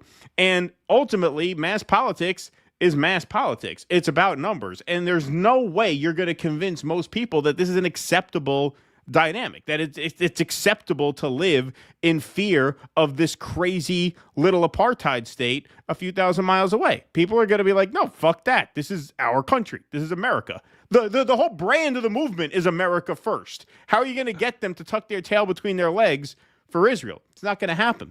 It's not going to happen. The people who ascend to the tops of the movement, they become compromised in ways where they might have to, right? That's what the whole Epstein operation was about. And I'm sure it's not the only one of its kind. But on the rank and file level, people are not going to go for this. It's just not going to happen, no matter what they do. I don't care how many platforms they buy, how many rules they try and make. People are just not going to go for it. They're not going to go for it in the way that people weren't going for the COVID stuff after a while. That's why you had people in power during 2021, 2022 who got, not just in America, all over the world, they got voted out. Because people were just like, no, we're not going to live like this. We're not going to live like this. Fuck it. Fuck you. Get out of my face. Same thing here. Same thing here. They're just not going to be able to enforce this. Yeah. I am seeing on many different in many different sectors of the commentariat, from the pop culture to lobotomy victim Matt Taibbi's Substack, the effort to push the CBS takeover as the triumph of the anti-woke forces against effete liberalism. Like that is the real play. That is the real play. That's really the angle they're going to try to take to win over kids like this. Right. They're going to try to distract them. Like what I'm seeing, very much like Taibbi, other people I'm seeing who are trying to take that tack are just avoiding the subject of Israel altogether. Right. Like the play seems to be just focus them on how much these libs hate Barry Weiss, and maybe we can make it about that and just avoid that topic entirely, which, yes, it's not going to work. For the record, I'm a little sad about Diane Keaton, but I am not suicidal. Yeah, that's right. That's right. It is a bit of a sad day about Diane Keaton, for sure. I made a lovely intermission for her. Amanda met Diane Keaton at Barnes & Noble because Amanda used to work at the flagship store, the Barnes & Noble store in Union Square. And so they had book events all the time. So, you know, people would come through and they would either meet the staff or not meet the staff. She said Juliana Margulies was one of the worst people she had ever met. Yes. Absolutely horrible. But Diane Keaton was a sweetheart. She said Diane Keaton was very humble and very lovely to everybody. So, yes, rest in peace, Diane I would Keaton. imagine. Yeah. Yes. Those movies were very, very formative for me. Like I saw those Woody Allen, Diane Keaton movies from the 70s at a very impressionable age. Right. Yeah, no, I mean, it was absolutely. We should do Annie Hall one night for a film night. That might be fun. That would be fun. No, you know what we should really do that would be more on brand for our audience? Love and Death. It's a Tolstoy satire. Yeah, that was good too. Yeah, Love and Death was good. All right, folks. So, hey, we got some new material from our friend and dissident sponsor, John Koa, who's got his album out, A to Z, Songs from the Tape Deck. That's the upcoming record from John Koa. It's 34 tracks, released as a single work. Here on the show, we're going to be debuting and previewing some tracks from this upcoming album for John. So we've got one new song that we're going to preview on the Rumble side tonight because we are switching over there for the Q&A. It's a cover of the great Bob Dylan song called Not Dark Yet, which is from a great album called Time Out of Mind, which was released in the late 90s. That was his sort of like, I was going to say late career renaissance, but not really, because now he's in his late career. He stuck around for a while. So, but that's a great tune and a great cover. So we'll be playing a little bit of that on the Rumble side. Got a few different Bob Dylan covers on this album. Tales of Yankee Power, Boots of Spanish Leather. That's a beautiful song. And some other great covers on here, too. Come Together by the Beatles, Crowd Pleaser, Dead Flowers by the Rolling Stones. That's a great one. Excuse Me, Mister by Ben Harper. Leonard Cohen's Hallelujah, obviously. Mercy Street by Peter Gabriel. Great song. I love Boy in the Bubble by Paul Simon. That's a great tune, too. I love that song. So, yeah, these should be a lot of fun to preview some of these tracks. So, on the Rumble side tonight, we'll be previewing the Not Dark Yet Dylan cover. But you can find all of John's music at dudissidents.com/Koa, and you can find a link to all of his social, Spotify, Apple Music, and YouTube. So please do go and check that out. Okay. All right. You're up. You got 3 in a row here because of that little mishap. So what do we got now? What do we got? We got, I'm loading in the last of my videos. Just take like a super chat. Israel meets the Trumps. Yeah, coming up in a second. We got some super chats. Jolly Man, big boy, all you need is a child talking about pronouns, and the Rogan sphere will go back to saying that the left has gone too far. Yeah, exactly. Yeah. Andy Gardner, Vincent Price played a better egghead than Mark Andreessen. Russell Brand is great, too. There you go. Ryan Spence says, Falsey Gabbard gets way too much benefit of the doubt. Yes, indeed. You can pronounce it $, if that helps. All right. Dissel. There you go. All right. Got it.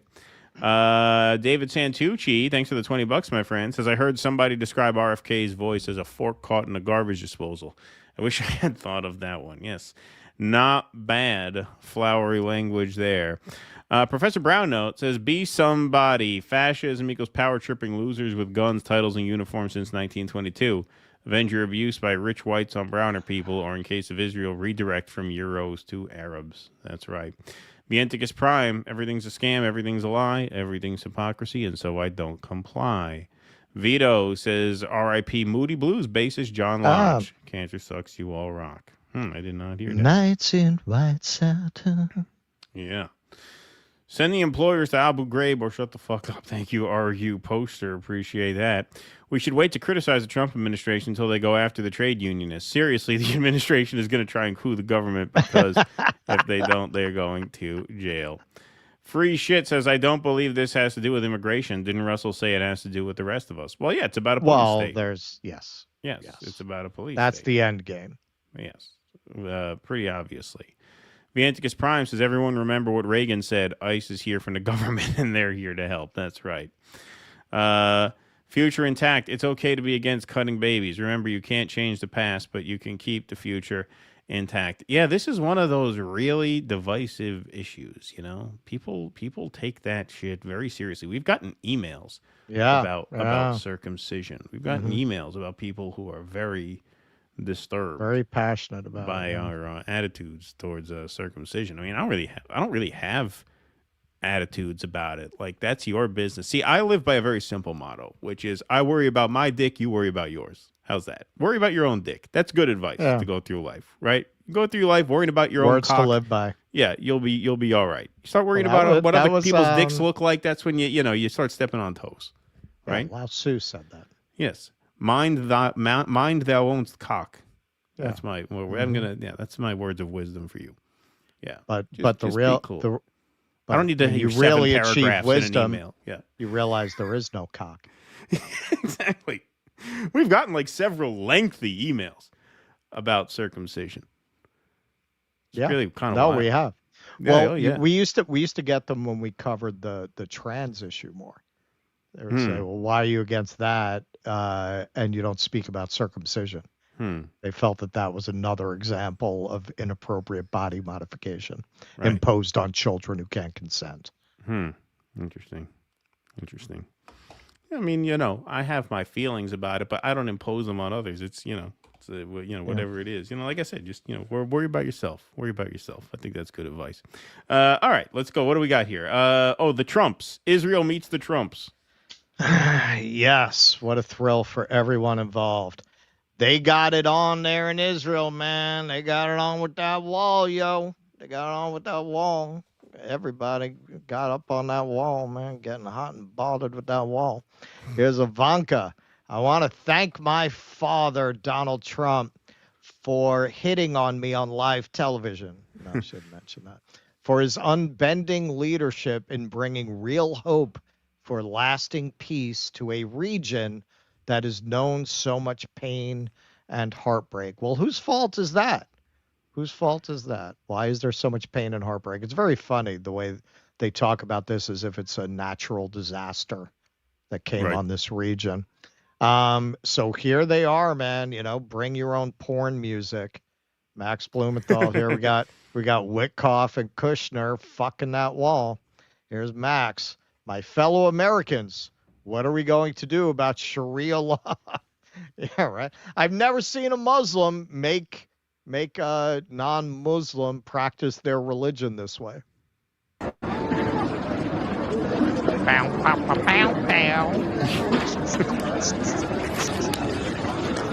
Oh, baby. Ooh. You got all those cracks and crevices. I'm so much. Oh, yeah. It's just it's like the Blair Witch Project. To make you stand in the corner. Yeah. Very fun. Was that a guest book? They have to sign a guest book, too? I've never gone. And until Palestine is free, I won't be going. Which is a shame because I'm fascinated by ancient ruins. So here's Ivanka, man, feeling out that wall, fucking feeling up that clit. Here's Adame Media. We need to talk about Qatar. Photoshopped on some Qatari headgear on all the presidents that have gone and fucked that wall.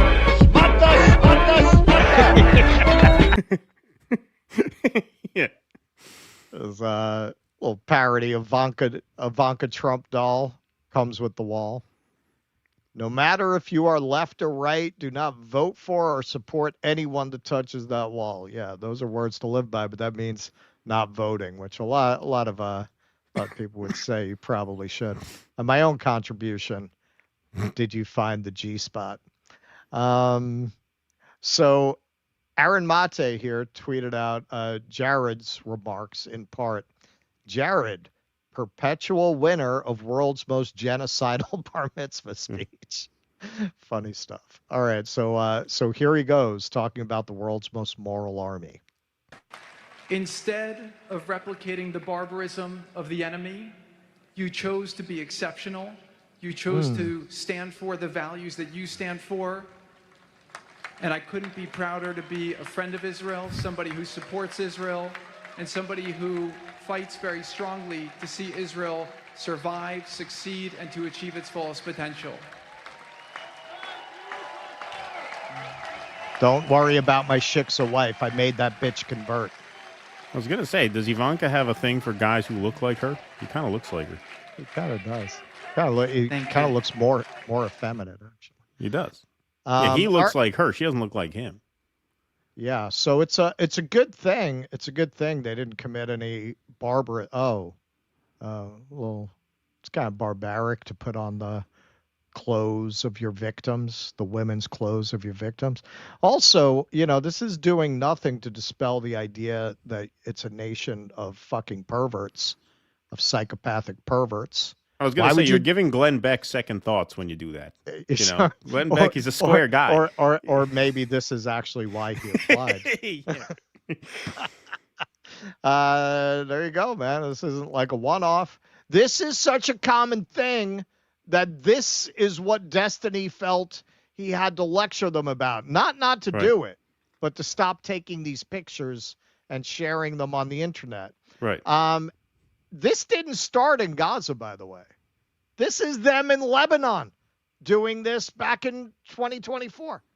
Like, why would you do this? Why would you do this? Amazing. Beyond that, hey, how did they leave? They're not committing acts of barbarism, according to Jared Kushner. Israeli soldiers torched food, homes, and a critical sewage treatment plant in the wake of ceasefire announcement. Soldiers called the mass arson of Gaza City their final touches. This is in Drop Site News if you want to read the whole article, but this is just one element they drew attention to in a tweet. Munther Shobiak, Director General of the Coastal Municipality's water utility in Gaza, said the attack could push Gaza City's wastewater system, quote, to point zero. He described the facility as one of Gaza's oldest and warned its destruction will set back reconstruction by years. Quote, I mean, they signed a ceasefire. Why set it on fire? This is soldiers in front of the burning biotowers inside the Sheikh Ajin sewage plant. So you see the pictures there. By the way, I misspoke. I meant that picture in Lebanon was 2022. So here is the Israeli Minister of Social Equality explaining how proud she is of the Holocaust of Gaza. I mean, this is Israelis in their own words. Tomorrow, I'm going to take a look at this, and probably we'll do it on Tuesday. The Independent, the Scottish newspaper, the very base Scottish newspaper, they put out the front page as a preview. They're publishing a 4-page report tomorrow because you can see all the Zionists going full bore into genocide denial mode now, laying out in their own words all of the Israelis admitting that they're committing a genocide and advocating for committing a genocide. So good on them for publishing that at this very important moment. But here she is making that case. So now fucking speak so goddamn fast, these fucking people. Because if they speak slower, you're going to realize what they're actually saying. Right. So now listen up, Mr. Fifth Column. Mr. Kassif, neither you nor your partners who are defending you from home and abroad matter to us even one bit. This government doesn't stutter about you. You can keep dreaming that we will end the war without victory. We are not ashamed to say that we want to see the soldiers of the IDF, the holy heroes of ours, catching Sinwar and his terrorists by their ears and dragging them all across the Gaza Strip on their way to the dungeons of the prison authority. But Ben Gvir's prison authority, not of Bar-Lev or Mekele, or in the best case scenario to a coffin. I am personally proud of the ruins of Gaza, and that every baby, even 80 years from now, will tell their grandchildren what the Jews did when their families were murdered and assaulted and their civilians were kidnapped. You and your friends can dream that we will allow you to build a government, because if you think that the prize for the assault of women, beheading and the kidnapping of civilians will be to sit in a government of change, you are dreaming. You can keep shouting peace now and elections now from Kaplan to Gaza. Let them hear you. We have a mission. I am concluding. And the last thing we will allow you is for Ofer Kassif to go up to the Temple Mount with a flag of Palestine and for Sinwar to be the Minister of Defense of the Palestinian state. Not a dove and not an olive branch, only a sword to cut off Sinwar's head. That's what he will receive from us. Now, okay, this is the punchline. This is the punchline. So she is the Minister of Social Equality. So she's basically the wokeness in chief. She's basically the one who pushes, woke feminist kind of stuff. Yeah, she's the Scary Poppins of Israel. Who was that? She's the woman? Exactly. What was that name? Exactly. What was that woman's name? I forget her name. Yeah, what is her name? The chat'll know. The chat'll know. The disinformation czar that Biden was going to put up. Yeah, exactly. Yeah. Oh, her name? You're talking about Scary Poppins' name? Yeah. Who sang the song about disinformation? I forget now. They'll definitely know. The channel know. Okay, so Nina Jankowicz, thank you. Nina Jankowicz. To sell for the win. Right. That's right. She was in a Harry Potter tribute band in her youth, where they would write songs about Harry Potter. You can't make this up. Okay, so Jared then went on to acknowledge that the Palestinians exist. The crowd was not happy about it. To see the suffering end for the people in Gaza, who, for most of them, were experiencing this. I mean, actually, I should correct myself because a lot of people point this out. They very often avoid using the word Palestinians. So right. People of Gaza. People of Gaza. They're not Palestinians because they don't exist, right? According to the Zionists, Palestinians don't exist. It's a made-up thing. Right. There's no such thing as through no fault of their own, other than being born into a situation that was horrific. About 23 people clapped for that. Well, and not only that, again, like, you mean a meteor hit them? Like who created the horrific situation that they were born into? Now, if you ask Zionists, their answer would be their leadership is the horror that has befallen them, because Israel only wants peace. Well, this is from fucking yesterday. The article's from today. This happened yesterday. Israeli settlers burn cars, attack Palestinian farmers in West Bank. IDF fires tear gas. Not at the settlers. They fired the tear gas at the Palestinians. Footage shows olive harvesters threatened by settlers who damaged their equipment. On Friday, settlers wounded 7 people in an attack, which the town's deputy mayor called the most violent, extreme, and brutal in recent years. So, what situation were they born into due to no fault of their own that you're talking about? Who's responsible for that situation that is ongoing?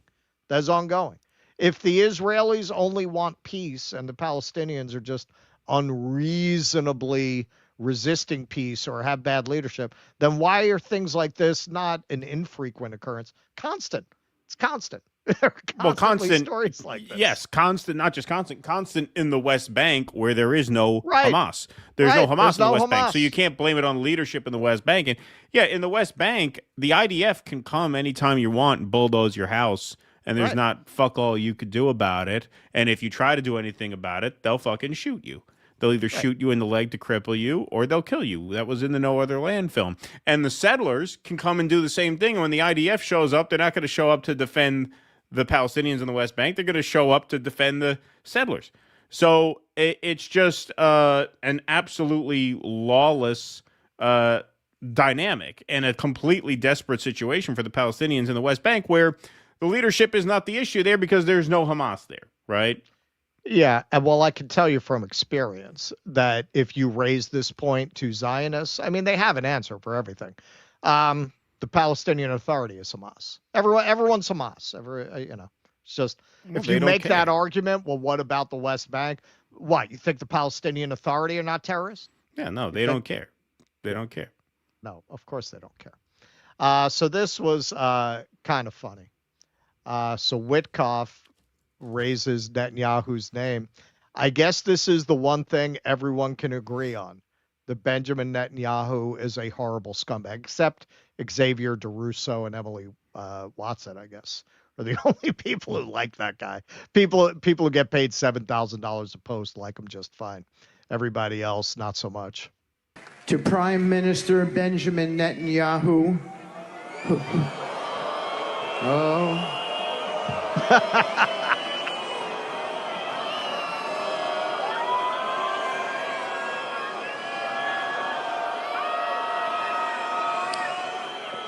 Okay, you made your point. To Prime Minister Benjamin Netanyahu. All right, never mind.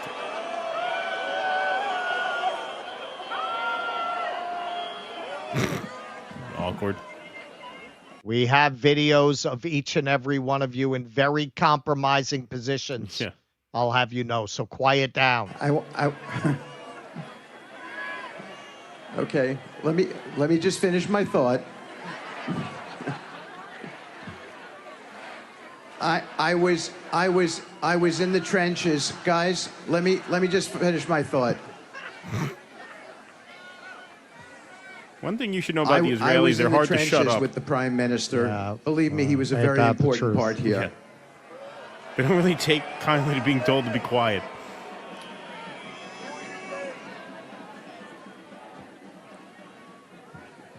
The Prime Minister and his staff, Ron Dermer included, have both. Okay. Just skip it. He didn't take a Star Wars name? Have both sacrificed so much Ron Dermer. for this country and devoted their lives to the service of Israel. Their dedication to the history and destiny Just of skip this that nation part of the speech. stands out tonight. It's not playing, They've given just skip everything, their time, their energy, and their hearts to building a safer, stronger future for the Jewish people. Their commitment to this country has never wavered, and it never will. We thank you. The president thanks you. Thank you. Read the room, man. They're not liking that. Yeah. Listen, Let it go. I don't get through this part. They do things to my ass with dates that I can't describe in a family audience. Yeah. Yeah, man. Just absolutely disgraceful and disgusting. The whole fucking criminal Trump family enterprise. And, going back to the last segment, man, people see it now. People see it now. They didn't used to really pay attention. Nobody really paid attention. That's why the kid pulled that phrase. Charlie was noticing. It's a catchphrase of, hey, man, nobody really looked at it when Obama and Clinton and Bush would go with a freaking kippah and go to this fucking wall and, act like they're very moved observing a religion that they're not a part of. Like, nobody really paid attention to it. Now people are paying attention. Now when you do this, people don't trust you. Anyone paying attention does not trust you once they see you at that wall. I mean, I would predict you're going to hit a tipping point where that's so toxic, politicians stop doing it. We're not there yet. But, yeah, man, it's crazy. It's crazy. There's no other religion that makes you do this. You go visit a Buddhist country, man. They don't make you go meditate. They don't make you go burn incense to the Buddha. There's the only people who make you do this. And more because of the bizarre relationship that we have to Israel, it plays as a sign of subservience. And again, as Jews, any Jew who's supporting this, you're cutting your own throat, man. You're cutting your own throat. This plays to every trope that has been used to gin up anti-Semitism throughout history. You think this is a good look for a people that have tried to overcome for centuries the idea that they're cultish, that they have some hidden power over governments, over banks, over media? You think this is a good look to have fucking Ellison buying up half the media in the United States, killing the platform that is most favored by youth, and having all the politicians in what is supposed to be the most powerful country on earth go enact some bizarre ritual for a religion that they don't belong to? You think that's good for Jews?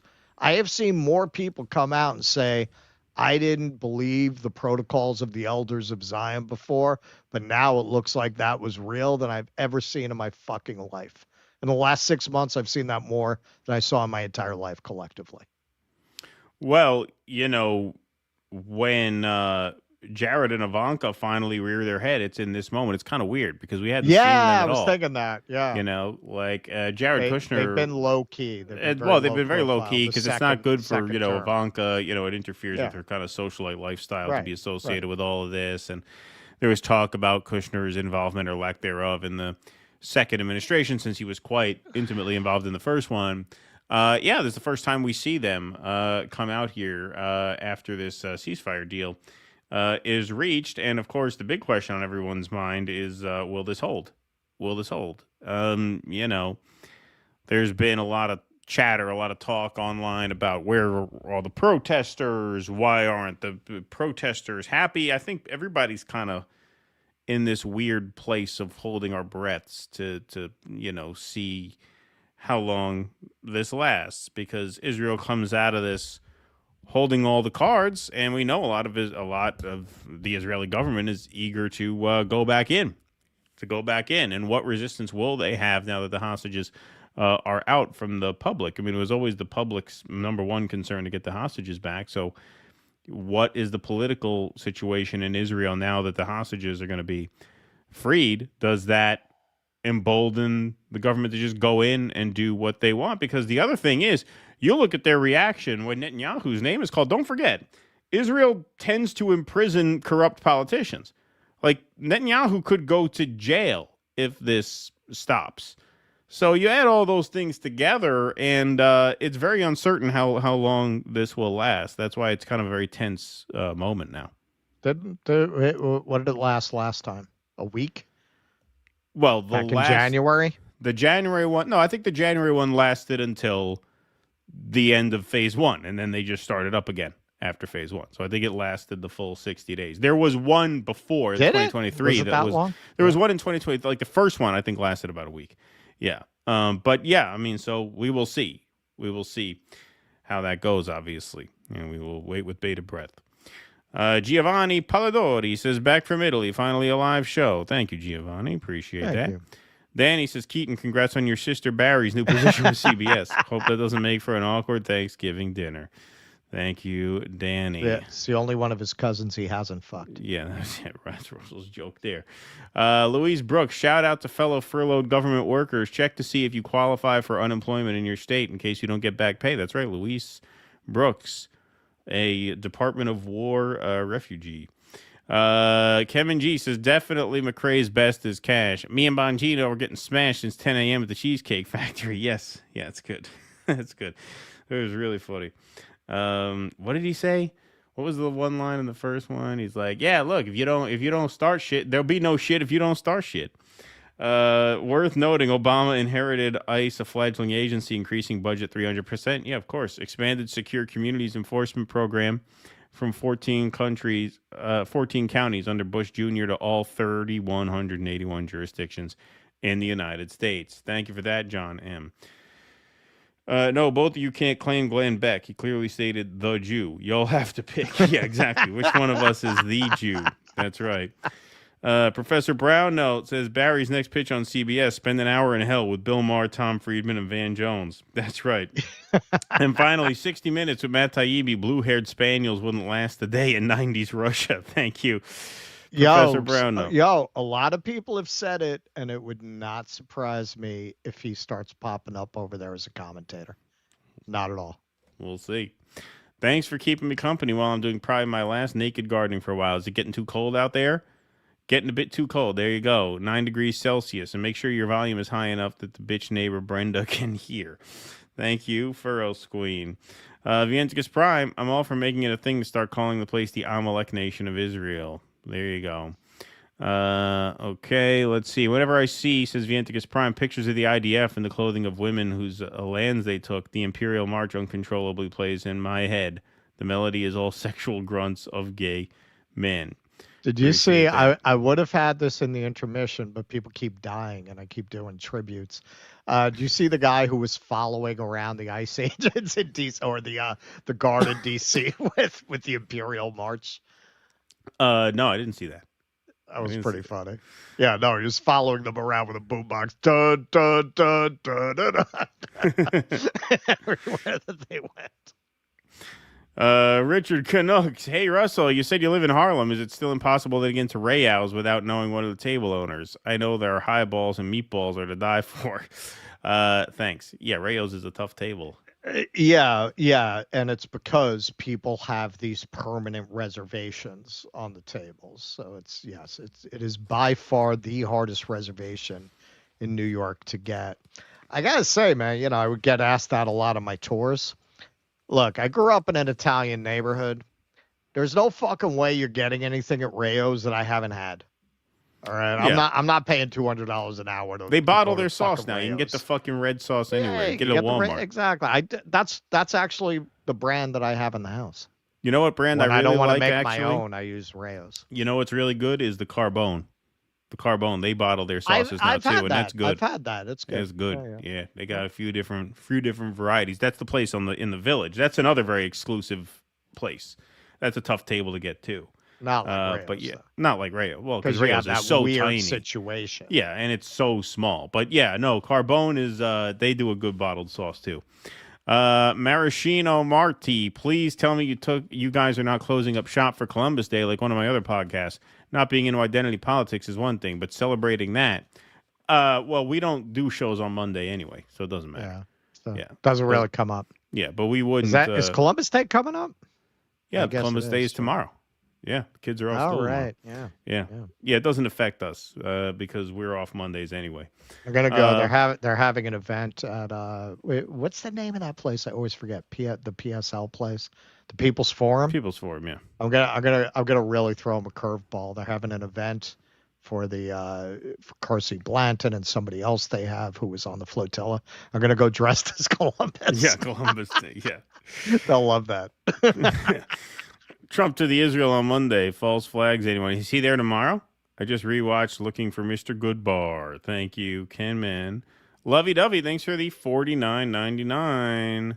Great job, guys. Thank you. Let's have a cowbell for Lovey Dovey. Appreciate that very, very much. Smash that like button, everybody. Smash that subscribe button. Got a nice crowd in here tonight. 3178 strong in the YouTube chat. About 1,000 filing in over on Rumble as well. Thanks, everybody, for being here. Tonight is Sunday, which means tomorrow's Monday, which means the Grifters Bible debuts yet another episode over on their YouTube channel. It's a mind-bending novel by El Shabooms, and it's a free weekly series on YouTube with a soundtrack by Monumental Sonic Architecture. Follow the First Electric Church of Jesus Christ as they combine the bleeding edge of black patented neuroscience with the state-of-the-art in Michigas to beat the Great Recession. They sell visions of gods of the huddled masses of Deep Ellum, Texas, and the money pours in until the local competition, the police, and the U.S. Navy decide to put a stop to it. There's ass whoopings, car chases, and a showdown at high noon on Good Friday in Dodge City. It's sci-fi noir. It's a picaresque thriller. It's a Western from 10 minutes in the future. The Grifter's Bible, a film series by El Shabooms with a soundtrack by Monumental Sonic Architecture. A new episode is posted every Monday at youtube.com/@ElShabooms. Comes out every Monday, which means a new episode drops tomorrow. So head on over there and smash that subscribe button so you don't miss it. All righty. Move right on along here. Russ, you got another one because our order got a little mixed up. Yeah, So we got another banger here. Another banger.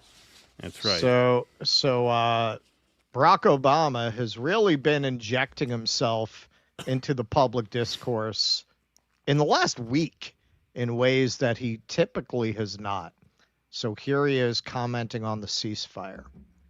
After 2 years of unimaginable loss and suffering for Israeli families and the people of Gaza, we should all be encouraged and relieved that an end to the conflict is within sight, that those hostages still being held will be reunited with their families, and that vital aid can start reaching those inside Gaza whose lives have been shattered. He mentioned that there were people there, too.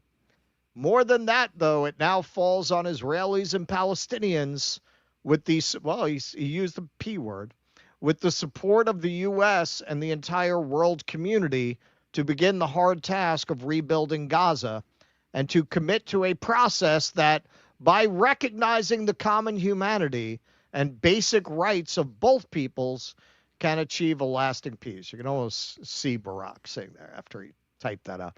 Nailed it. Nailed it. See, he'll say Palestinians. I see you. I hear you. We'll still genocide you, but we see you. We'll genocide you, but we acknowledge your humanity. We acknowledge you. We see you. Yep. We see you. You have value, just not as much as the Israelis. It's not as much. The Israelis are hostages. The Israelis are hostages, not prisoners of war. So here's Mehdi Hassan responding.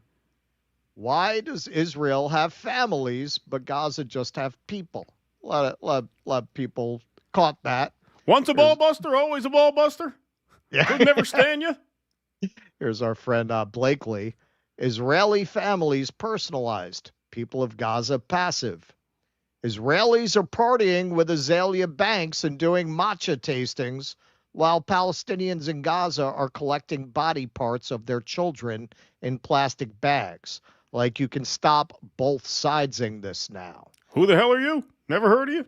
Who are you? Who are you? I heard you're they, them. Well, both of you can come over to our house and go fuck yourself. So Tiberius here tweeted this out. Now, this is a little bit of a digression. I thought about covering this, but it wasn't worth doing as a segment, but worth mentioning. So this is pretty funny, man. This is Azalea Banks back in 2018, Rapper Azalea Banks slams racist Israelis, vows never to return. Performer accuses El Al of deliberately losing her bag, says shopkeepers were rude, and a rabbi propositioned her for sex. She's not coming back. If you've ever been to Crown Heights, that is completely plausible, by the way. She's not coming back like all the prostitutes out in that part of Brooklyn say, like the Hasids are their biggest customers. She's not coming back, quote, unless it's for some real money. So God knows they have real money. We give it to them. We give it to them. That's where your tax money goes. Now singing a different tune. You probably heard she did a big concert there this week. This is Betar, the Beeper people.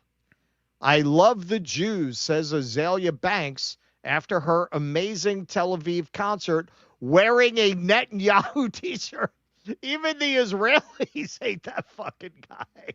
Witkoff couldn't get through a speech because they kept booing when he would mention Netanyahu. That's how you know she's getting paid. She's loving her time and fans, to which Sean Podrick McCarthy said, somebody needs to tell Norman Finkelstein who Azalea Banks is. Maybe that'll be us. Not familiar. I grew up on Billie Holiday. We've gone from Billie Holiday to Azalea Banks. It's a sad day. It's a sad day. Here's Zachary Foster. This Barack Obama tweet will be taught in genocide studies courses as a case study of what dehumanization looks like. And here he breaks it down. 1, Israelis have families, but Palestinians apparently don't.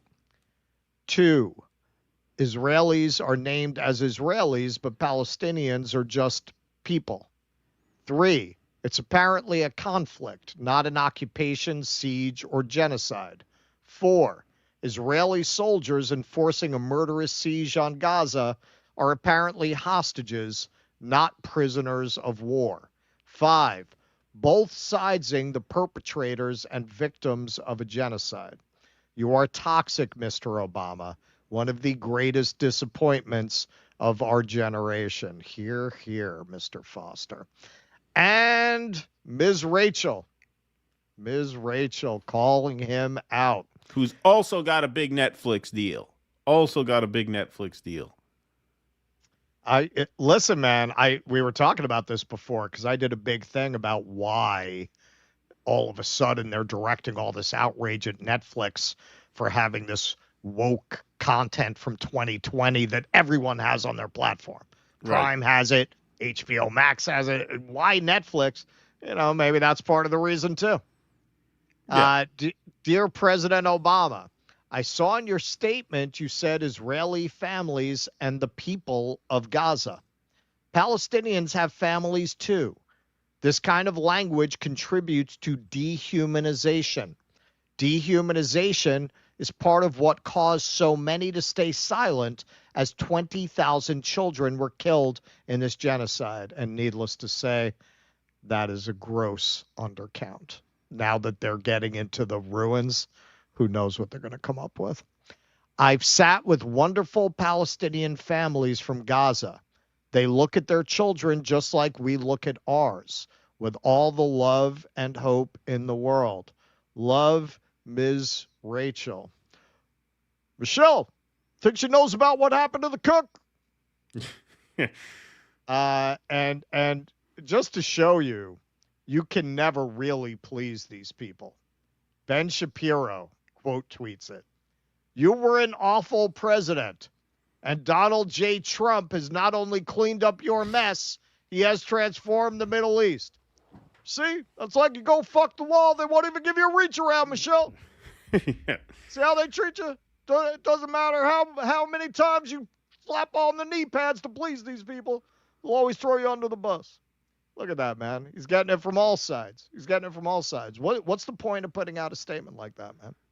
The Israelis and the Zionists love Trump because he didn't pretend even to acknowledge the humanity of the Palestinians. Who are just like, yeah, just finish the job there.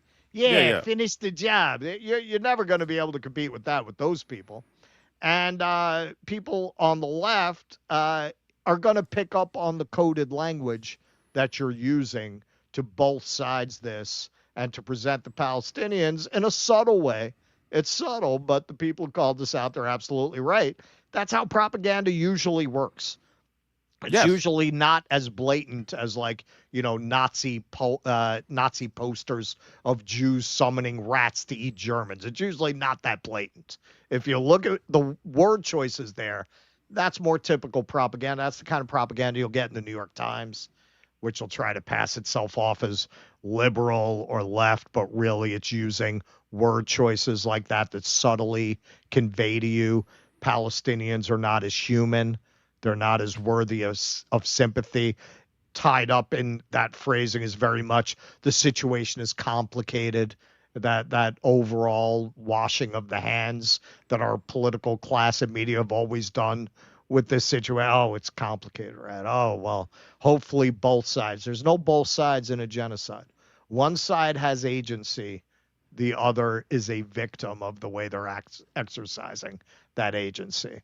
Obama's purpose has always been to frame ruling class concepts in ways that seem vaguely, plausibly left or liberal or compassionate.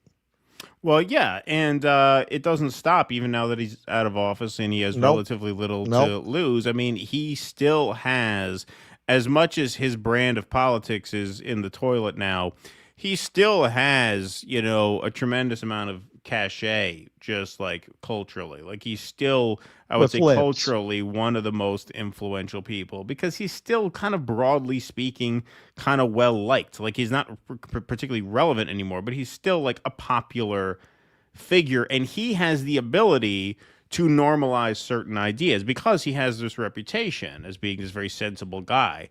Like he can normalize for a lot of people the fact that this is a genocide. Like if he said, let me put it to you this way. When Barack Obama says something, that becomes mainstream. It becomes permissible to say it when he says it. He's a gatekeeper in that way. And there's absolutely zero doubt in my mind that Barack Obama is much, much more pro-Palestine than he lets on. If I had to guess, I would say he's probably an anti-Zionist in his mind. But he knows there are certain places he can't go. It's just impossible for me to think that he isn't. He knows there are certain places that he can't go and maintain his status as someone, who swims in the circles that he swims in. He's got the 12-bedroom on Martha's Vineyard. Like, that's clearly what he values more than anything else. He clearly values his place amongst the cultural elite more than he cares about anything or anyone else. This is why he's such an incredible waste, because he could mainstream what he thinks if he says it, but he simply will not say it. He simply will not go there. If you looked at Obama and Netanyahu's meetings during his presidency, it was very, very obvious to anyone that they fucking hated each other. Like, he knows. Yeah. He knows. You could tell by the reading lists that the guy puts out every year and the music list. You could just tell where he's coming from as a person. It's not this, and that's what just makes him all the more contemptible, because he has so little to lose, big picture. He's still gonna be a historic figure. He's still gonna be a relatively popular figure because he has this kind of nice guy way about him. He has this very elegant way of presenting himself, and he's not willing to spend an ounce of that cultural capital to say the right thing. Ever. Not an ounce. He is just incredibly narcissistic in that way. As big a narcissist as Trump, no doubt about it. Not a doubt in my mind. A study was released recently that showed it's more dangerous to be a child in Palestine than it is to be a chef for the Obamas. Yeah, right, exactly. Yes, indeed. All right, what do we got here? Race car, thanks to the... Oh, and by the way, on the flip side of that, I shouldn't say the flip side of that, but a connected point, Miss Rachel has nothing to gain by challenging Obama. Nothing at all to gain. No. Because she's very popular with the kind of like lib mom. Wine right? moms, yeah. Who likes Obama. She's very popular among the wine Yeah. moms, and the wine moms like Obama. So tremendous credit to Ms. Rachel for calling Obama out, because there's nothing in it for her to do that.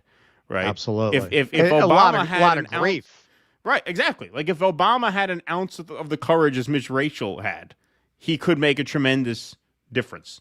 But he does not. Nah, he likes being part of that whole neoliberal set where it's what David Brooks's book called the Bobos, right? They're these, new cool ruling class elites. That was kind of an ideal of the 90s and the aughts. That was how they saw themselves. They're the new enlightened ruling class that, has good taste, and we have real compassion for the people, but we've thrown out all these new deal ideas and public-private partnership. He wants to be hanging out with Branson and all the rest of the dinosaurs of that era in their fabulous mansions, Right. putting on their moral pretenses. Exactly. Race car, thanks for the super sticker. Appreciate that very much. That's very kind of you. Jake, do we have the scroll?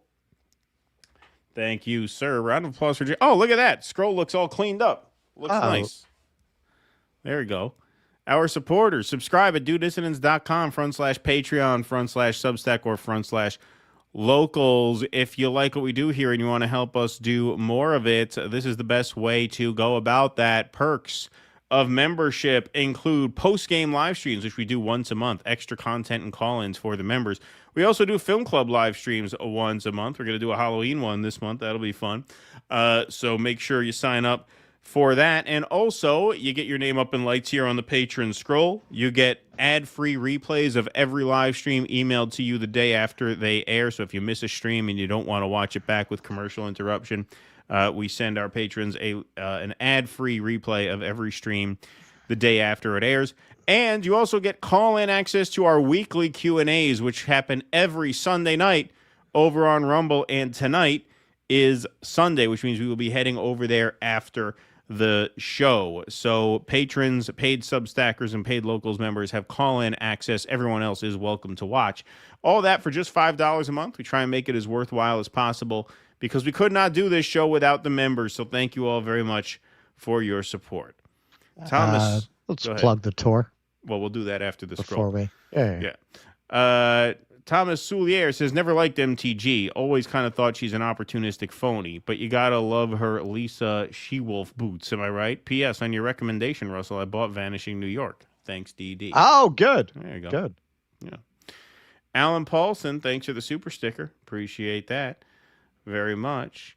All right. Future Intact says, worry about your own dick. But when I hear a baby screaming during circumcision, oh my God, it's hard to ignore. Maybe you should worry about your own borders instead of Gaza's. You know it's not that simple. Look, my wife works in a hospital. She hears babies scream during circumcision all the time. It's not pleasant. Kids cry about everything. Yeah. Kids cry a lot. I maintain. It's kind of what they do. Yeah. Yeah. Worry about your own day. And listen, just so everybody understands, I'm not reading your emails about the circumcision. Every time it comes up, we get emails. Yeah. Just don't waste. Yeah. I'm not reading. I don't care Yeah. what you think about circumcision. I really don't. Jeff Rose 7. I don't care what I think about circumcision. I care what you think. When I went to Israel on a family trip in '85, I was 15. I had the opportunity to whale the wall, but something didn't feel right. And I'm 54 now. Evil, perhaps. It still creeps me out thinking of it. Thank you, Jeffro. Vienticus Prime. I'm just going to say it again because it's worth repeating. Amalek Nation of Israel. There we go. Trump did do some PG-13 stuff with the Saudi orb, though. Thank you, Stoop Sign. Appreciate that. Good. Moose World says, not just Gaza, but everything domestically the last 2 years is maybe a noticer. Love you guys and regular individuals, but I'm no different than the Fuentes on this front, and there's more like me. Thanks, Moose World. All right, hey, it's the Weird New York tour of Greenwich Village with Russell Dopular. Yes. So I decided, I know this is a little later than we usually announce it. It's like a couple weeks from now. So October 25th, one night only. I will be coming out of retirement to do my favorite tour, the weird New York tour. It's my alternative Halloween tour. And what that means is I always hated doing ghost tours because I don't like to lie to people. And I'm not saying I actually do believe in ghosts as an actual phenomena. But when you go on these ghost tours, it's all made up shit. It's just like a history tour where they add ghosts in. Like it's just all nonsense. Yeah, that's what I But did. but what is it? That's what everyone does. What is interesting is, hey, it's New York, man. There are a lot of actual true stories of murder, mayhem, the CIA experimenting on people, MK Ultra, all that shit. So that's the tour I put together. I actually take you to one of the old MK Ultra safe houses where they used to experiment on people. I go to the site of the Weather Underground infamous explosion that blew up a townhouse in the Village. So it is a fun tour. I gave it last year. We had like an all-star audience last year. We had Garland Nixon, Jimmy, Nellie Mackay were all on that tour when I did it last year. So yeah, definitely check it out. One night only, October 25th, Saturday, 7 to 9. Meeting at the Washington Square Arch. There we go. DoDissidents.com/tour. There you go. There's the link. Get your tickets now. All right. There we go. Perfect. All right, folks. We're going to move right on along here. Okay, so I don't know if you guys heard, but Qatar is taking over Idaho. Yes, Yeah, that's right. Apparently. That's right. So MJ Ultra says Laura Loomer is going to freak. The U.S. and Qatar signed an agreement to establish a Qatari Emory Air Force training facility at Mountain Home Air Force Base, Idaho, for joint training with Qatari F-15 jets and pilots, leveraging Qatar's role in peace talks and prior defense deals. Here's Secretary Hegseth laying it down. We also value the close cooperation between Doha and Washington that led to the signing of the Gaza Peace Plan on October 8th.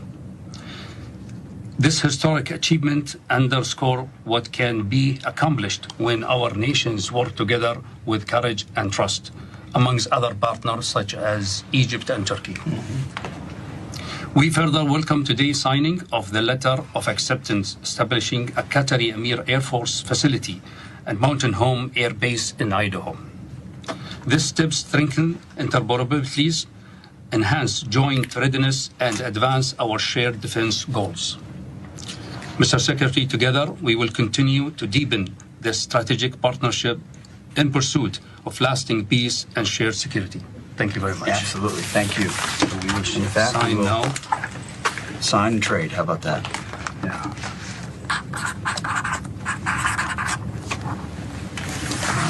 Exchange.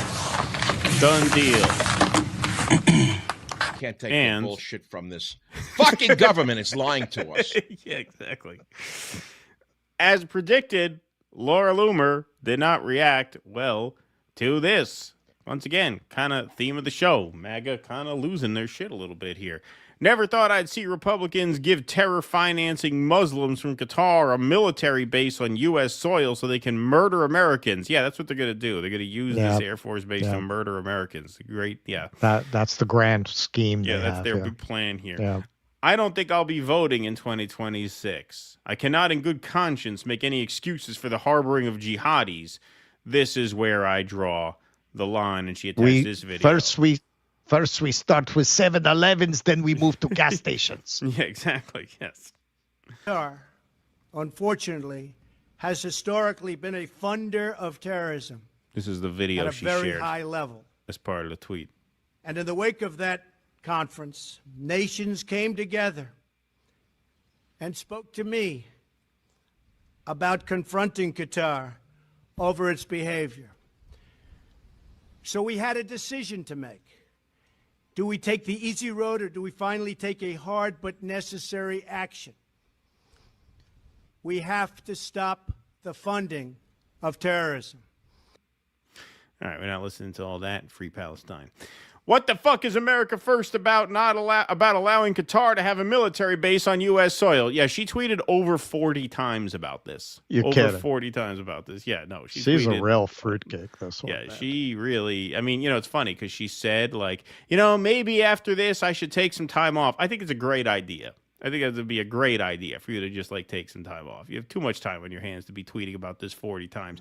This is an abomination. So much for Make America Safe Again by letting funders of Hamas and the Muslim Brotherhood have a military base on U.S. soil.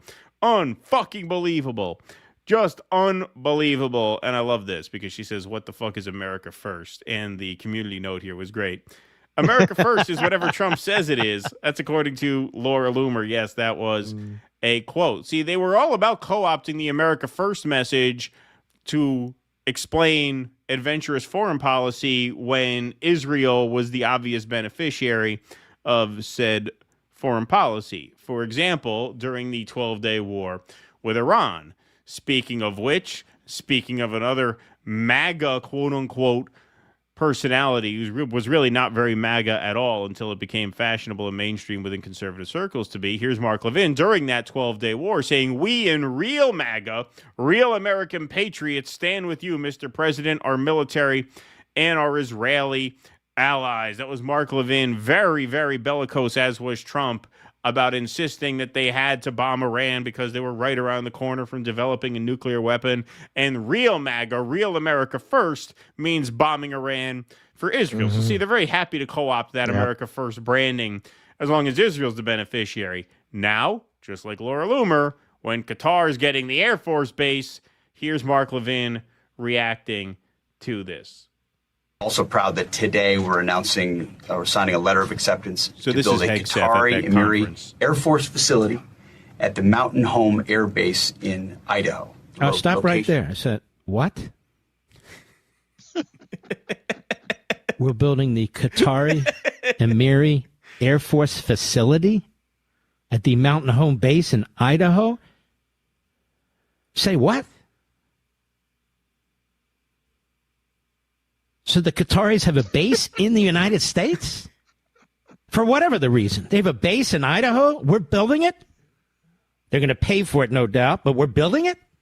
Yeah, so what it is we sold them planes, and so now as part of the package deal, we're giving them a place where they could practice flying their planes in Idaho. It's American jobs. It's American jobs. Go ahead. It's job creation.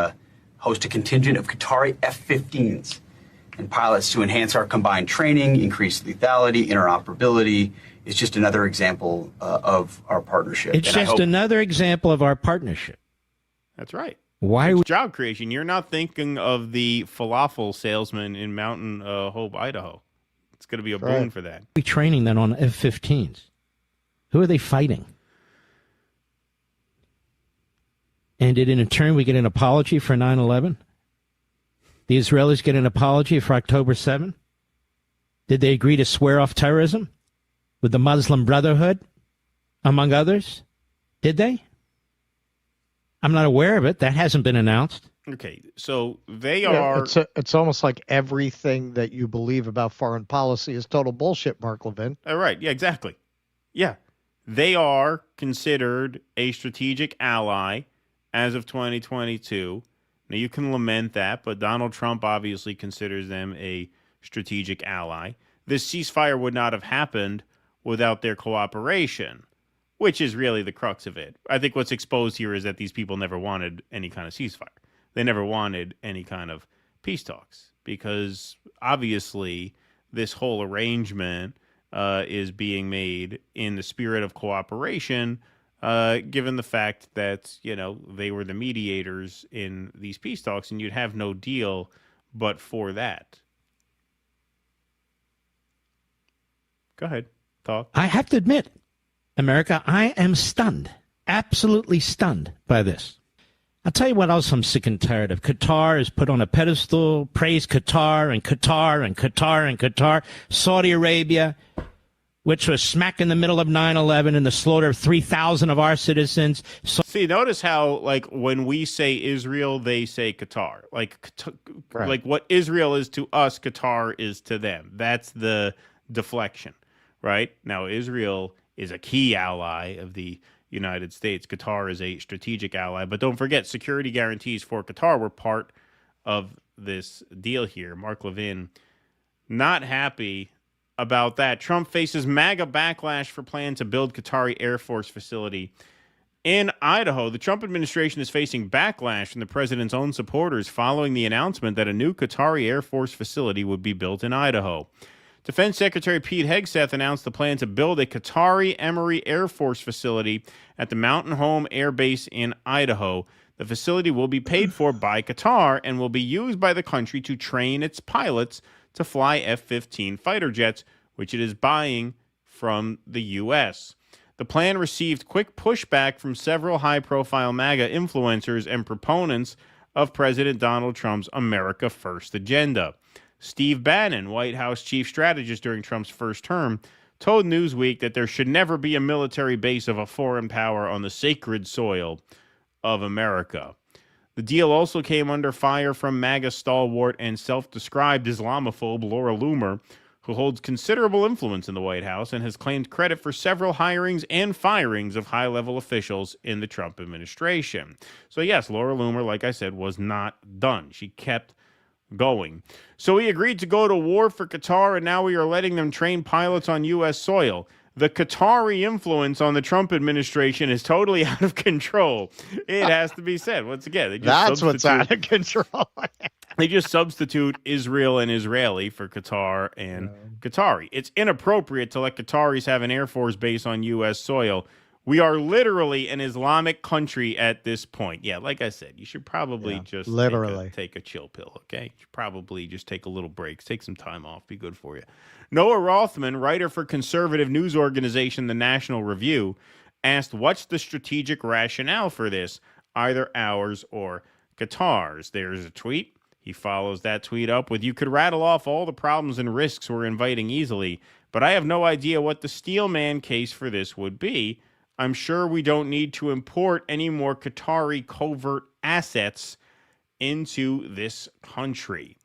Republican political consultant and commentator Mike Madrid said on X, "Joe Biden was criticized for a Chinese balloon flying over our airspace. They're giving Qatar an entire effing air base." Well, once again, okay, China is an adversary. Qatar is considered a strategic ally. Like, this doesn't seem that far out of the ordinary, honestly. To me, and a clarifying social, it's that they're Muslim is what it is. I mean, that's obviously what the problem is here. In a clarifying social media post late Friday, Hegseth said that the airbase would still be under U.S. jurisdiction and that the Qatari Air Force would not have its own airbase. Oh, you mean we're not actually giving that part of Idaho to Qatar? That's not going to be sovereign territory for them. Important clarification. The U.S. military has a long-standing partnership with Qatar, including today's announced cooperation with F-15QA aircraft. However, to be clear, Qatar will not have their own base in the United States, nor anything like a base. We control the existing base like we do with all partners. So you think that set Laura Loomer's heart at ease? No, it did not. No, she comes right back at him. No one wants the funders of Hamas in America being trained to fly fighter jets on U.S. soil. A jihadist in a suit is still a jihadi. It's a threat to our national security. So what you're starting to see is they were just against this whole idea of diplomacy at all. This is why they call Tucker Carlson, based on nothing. Like, it's so stupid. Like, there's just nothing here that I was struggling to do this segment because I kept calling Russ. I'm like, what is this? I like, what is here? What is here? And Russell says, well, what's there is the reaction. The reaction. That's the story. See, we help each other find the story sometimes. Exactly. Many have noticed that the deal with Qatar bears similarities to those the U.S. has made with other countries. Right. Many have noted that, including myself, which is why I didn't really see the point in their meltdown here. The German Air Force still maintains a tactical training command in Texas after decades in New Mexico, and more than 1,000 Singaporean military troops train in the U.S. every year. Pilots from several other NATO allies also train in the U.S. See, what's the difference between Germans and Qataris? What's the difference? Right? I wonder. The Qatari deal follows the nation's role, along with the U.S. and Egypt, as a mediator in peace talks that led to the newly enacted Israel-Hamas peace deal and ceasefire. Yes. Tim Pool gets in on that action. I guess he needed 7,000 shekels in his account that day. The Qataris control our government and have infiltrated our media. That proves it. Yeah, no, that proves it. No, we are occupied by Qatar. Laura Loomer, again, this is what I mean. You got to take some time off, okay? Too much screen time for Laura Loomer. She's right there responding to him. It's true. They do. And Super Slayan Madridista Cha-ching. Plus 7,000 shekels.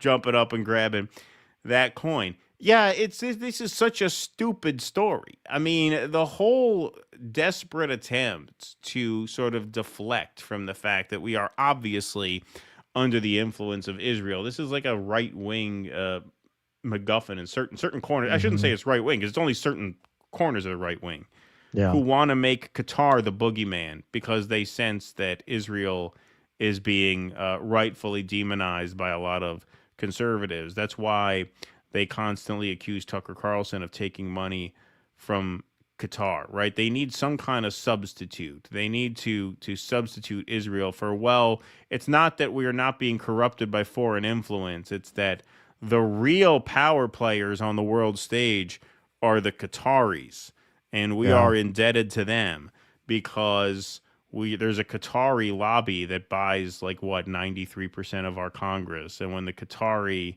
leadership comes here, they get record standing ovations from our House and our Senate. I mean, it's so bizarre, and it's just so weak. This is the thing that not to bring back the whole intrigue around the Charlie Kirk murder, but part of what is so fascinating about reading about the meetings between Kirk and the Zionist donors is you just see how much of their control over the dialogue and over the debate is just brute force. It's just bully tactics, because when they actually have to make arguments, they're as stupid as this. It's almost, it borders on uninteresting. This is what I was telling Russ. This is almost, it's almost too stupid to be interesting, that they want to sell this idea that we're a nation occupied by Qatar. Yeah. It's so dumb, it's almost not even worth covering. But I guess you have to, because these people have tremendous influence. I mean, Laura Loomer is very influential. Mark Levin apparently was more influential than we thought. I mean, this was when the Iran war was going on. You had people from the more isolationist corners, like the Steve Bannon, really lament the influence of guys like Levin. Where the hell did you guys come from? Levin was a never Trumper in 2016, basically. He supported Ted Cruz to the bitter end, and never, to my knowledge, formally endorsed Donald Trump. He was one of those, well, Hillary Clinton must be defeated type. He kept it very obtuse. Where'd these people come from? Well, they come from the same place everybody comes from who has any power in this town. They come from Israel and the Israel lobby and the social circle of the Israel backers. And now they want to come and act like it's Qatar who is, pulling the strings behind the scenes. Like I said, it's almost too stupid to even talk about. But because of these people's influence, I guess we have no choice. Yeah, I mean, what, you wanted to do balloon animals instead? I mean, we're a news show, Keaton. We can't have you doing balloon animals for 20 minutes. I'm sorry. I know you're very proud of your skills. That's a smarter story than this. I know you worked very hard at that. Okay. I do feel like it's part of kind of, the shows tend to have running themes because you have certain overall things happening in the news cycle.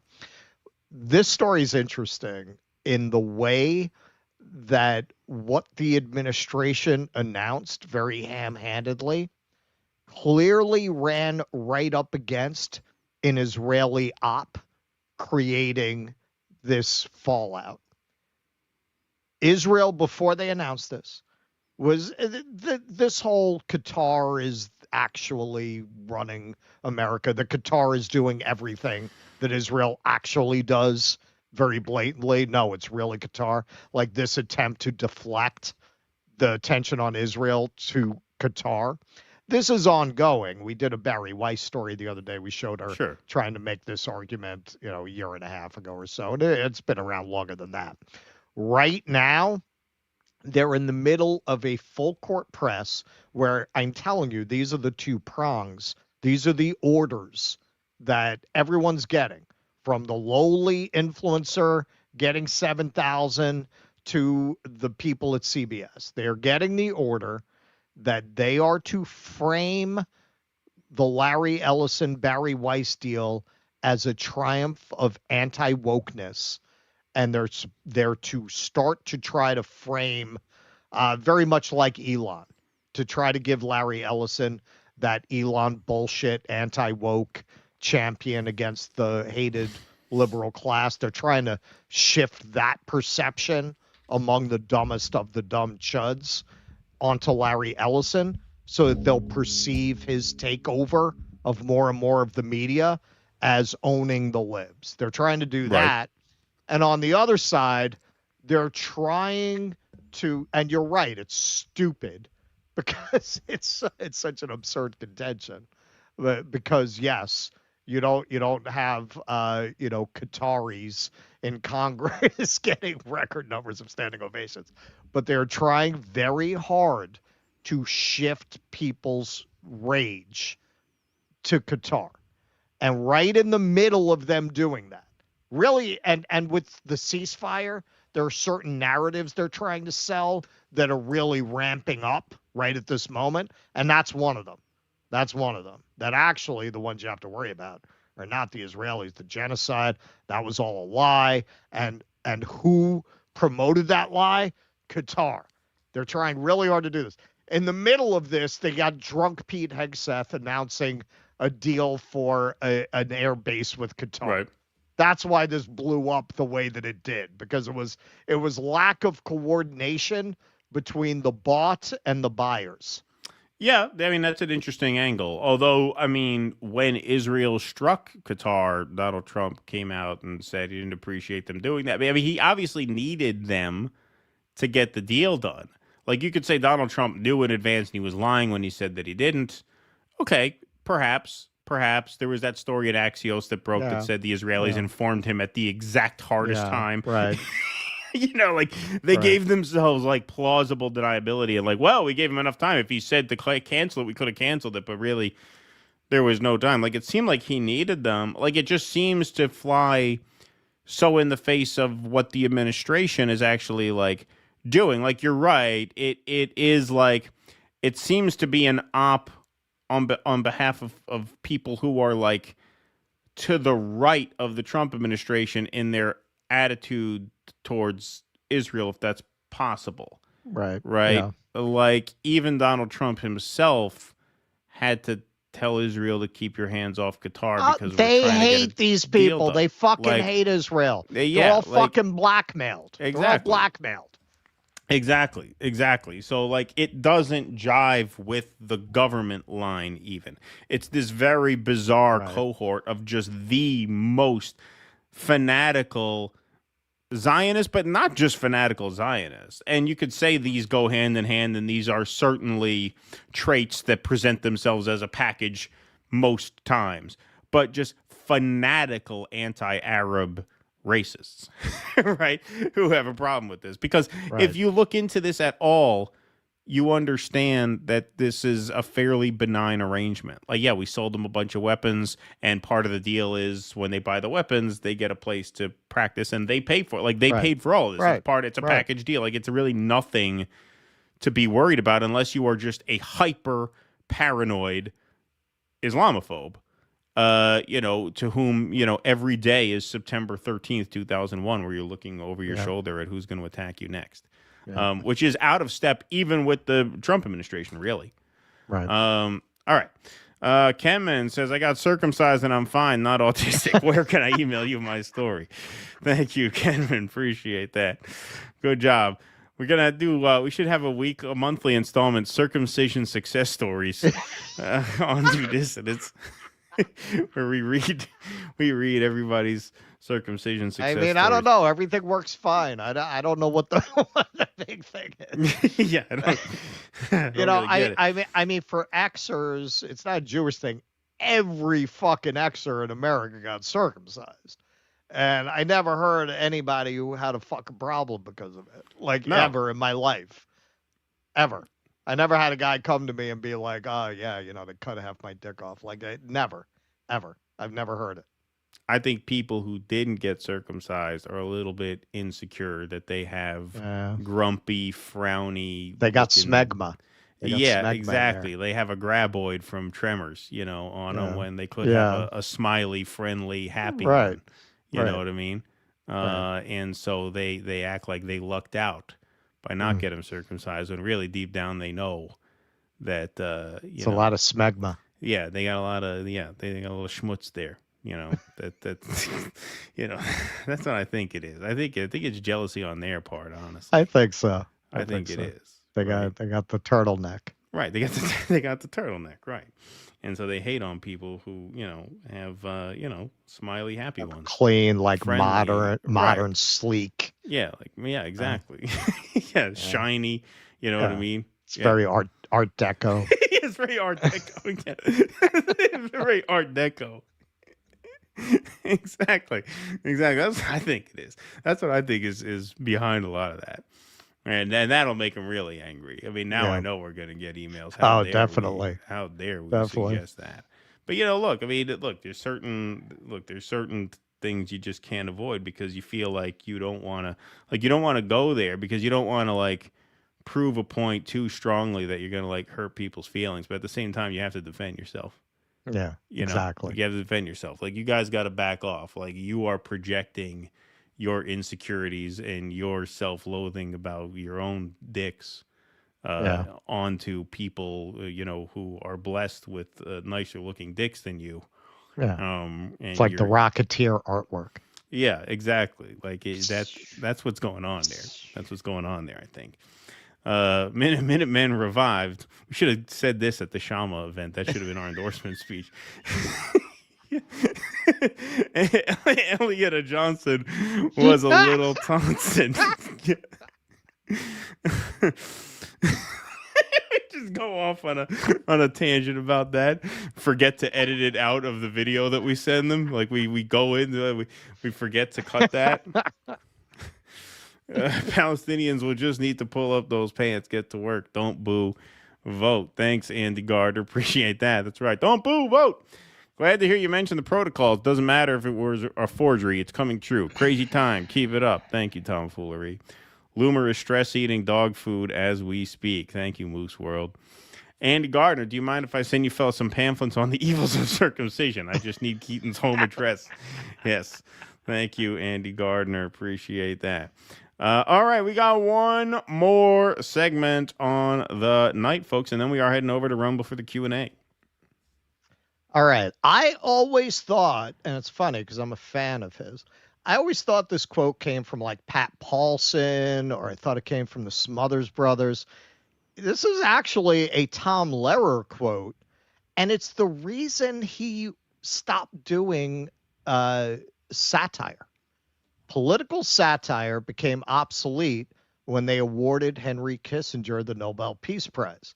Now, if you don't know who Tom Lehrer is, he wrote these great parody political songs like Werner von Braun and National Brotherhood Week. And he was actually a mathematician. And he retired in the early 70s and became a math teacher. He died very recently. He died in July at 97. But apparently this is actually why he retired, because he felt when Kissinger got the Nobel Peace Prize in 73, there was no reason to continue. How could you do political satire when the real world has become such a parody of itself? Now, if you've never seen his act, but you've seen Mark Russell's, Mark Russell stole his whole act and gave it a frontal lobotomy. That's basically what Mark Russell is. But hey, the committee continues. But it's useful, if you think this is a new thing, that the Nobel Prize has really lost its way. No, I mean, they gave Henry Kissinger right in the wake of bombing Cambodia and Laos so badly that I'm going there in a few months, and that's one of the warnings. You can't leave paths because there's so much unexploded ordnance Yeah, you'll still step on the mine. Yeah. in these countries. And they gave this man a Peace Prize. So compared to that, I guess this is pretty mild. So Maria Corina Machado is getting the Nobel Peace Prize. This is from the prize committee. Breaking news: the Norwegian Nobel Committee has decided to award the 2025 Nobel Peace Prize to Maria Corina Machado for her tireless work promoting democratic rights for the people of Venezuela and for her struggle to achieve a just and peaceful transition from dictatorship to democracy. Now, Trump made no secret of the fact that he was openly lobbying to get the Nobel Peace Prize. Some people even speculate that he forced the ceasefire when he did in order to make a bid to win the Nobel Peace Prize. Now, of course, the libs took this as a real opportunity to own Donald Trump. Our hero of the day is Jorgen Walt Friednessel. See, it's not just Middle Eastern names we can't pronounce. Friednessel? Is that his name? He is the chair of the Nobel Committee, the organization that awards the Nobel Peace Prize. Today he was asked why Trump wasn't selected. Quote, "We only give the award to people of courage and integrity." Your thoughts? This is lovable liberal and his old English sheepdog. It's kind of a big account. I've seen them around. And of course, Gavin Newsom. What a loser. They really, really wanted to own Trump with this, but it didn't last long because Trump and Machado proceeded to give each other a tongue bath quite publicly. The person who actually got the Nobel Prize called me and said, "I'm accepting this in honor of you because you really deserved it." A very nice thing to do. I didn't say then give it to me though. I couldn't say. I think she's going to be was president very nice. someday. I can And tell. I've been, Like I've been in a helping few her months along the way. They need a lot of help in Venezuela. It's a basic disaster. So, and you could also say it was given out for 24, and I was running for office in 24. You know, all of the transactions that we did in terms of closing, but there are those that say we did so much that they should have done it, but I don't take. I'm happy because I saved millions of lives, many millions was of lives. named And speaking of Vagina. somebody that saves lives, don't ever play golf with it because Keegan Bradley just walked in, one of the greatest golfers in the. Okay, and then he goes on a tangent about golf. Now, look, I know a lot of people have been talking shit about Machado, but one very cool thing about her is she's into cosplay. So she actually gave a great interview dressed up as Heath Ledger's Joker. They decided to dedicate it to President Trump because he deserves it. Because not only has he been involved in only a few months in solving 8 wars, but his actions have been decisive to have Venezuela now at a threshold of freedom after 26 years of tyranny that have destroyed the lives of millions of Venezuela, destabilized the region, and undermine the institutions in the United States, because having Venezuela as a safe haven of the enemies of the United States and using our territory and our resources to hurt the American people and American institutions is certainly a threat to the national security of the United States and the security of the hemisphere. But President Trump has been very clear, courageous in terms of dismantling this criminal structure.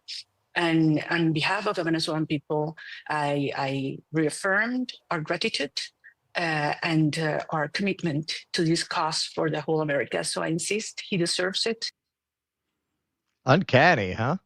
Uncanny. Yeah, she looks a little bit like, I mean, she definitely has the whole lip thing. She looks like the thing from Pan's Labyrinth, you know, that holds his eyes in his hand. So this was from back when the election was ongoing. Afshin Ratansi shared this. Venezuela's President Maduro, quote, Israel's massacres in Gaza are the most horrific genocide since Hitler. Machado, Venezuela's struggle is Israel's struggle. Can you guess one of the reasons the U.S. is trying to overthrow Maduro? Yes, certainly. There you go. This is a video that Machado put out back in 2019, talking about how closely linked Venezuela and Israel are. They decided to. Oh, what? Motivo del 71 aniversario de la Declaración de Independencia. Oh. She's talking fast too. No wonder she likes the Israelis. Yeah. Con motivo del On the 71 occasion of the aniversario de la 71st, let me turn that down. 71st anniversary of the Declaration of Independence of the State of Israel, on behalf of the Venezuelans, I want to express our gratitude to the Jewish people for having managed to build a modern, prosperous, and free nation for decades. The Jewish community contributed to the development of Venezuela, to making it a productive, free, safe, and open nation. Today, the majority of the Venezuelan Jewish community has been persecuted and expelled from our country by criminals.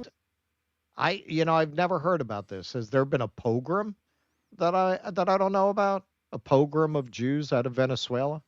I would think we would have heard about that. I have to ask Sammy. I have to ask Sammy. In the world, and that from Venezuela intends to expand its criminal activities in the Western Hemisphere. Today, the people of Venezuela and the Jewish people share values, Western values of freedom, justice, effort, and democracy. And we also share a common enemy, the international crime that seeks to sow terror, devastation, and violence in our lands. That is why today, the struggle of Venezuela is the struggle of Israel. And that is why we want to convey to you that our struggle has only one destiny: victory and freedom. That day will come when, with open arms, we will receive back all the Venezuelan Jews expelled from our country and who will return to be part of the reconstruction of a free, prosperous, and safe nation forever. Listen, you need to look at your history, Ms. Machado, because if you start making Venezuela a friendly place for Jews, the Zionists are going to come in and make sure to stage some false flag anti-Semitic pogroms so that they'll run back and support their deranged Zionist project. That has been the history thus far. So this is Venezuela analysis.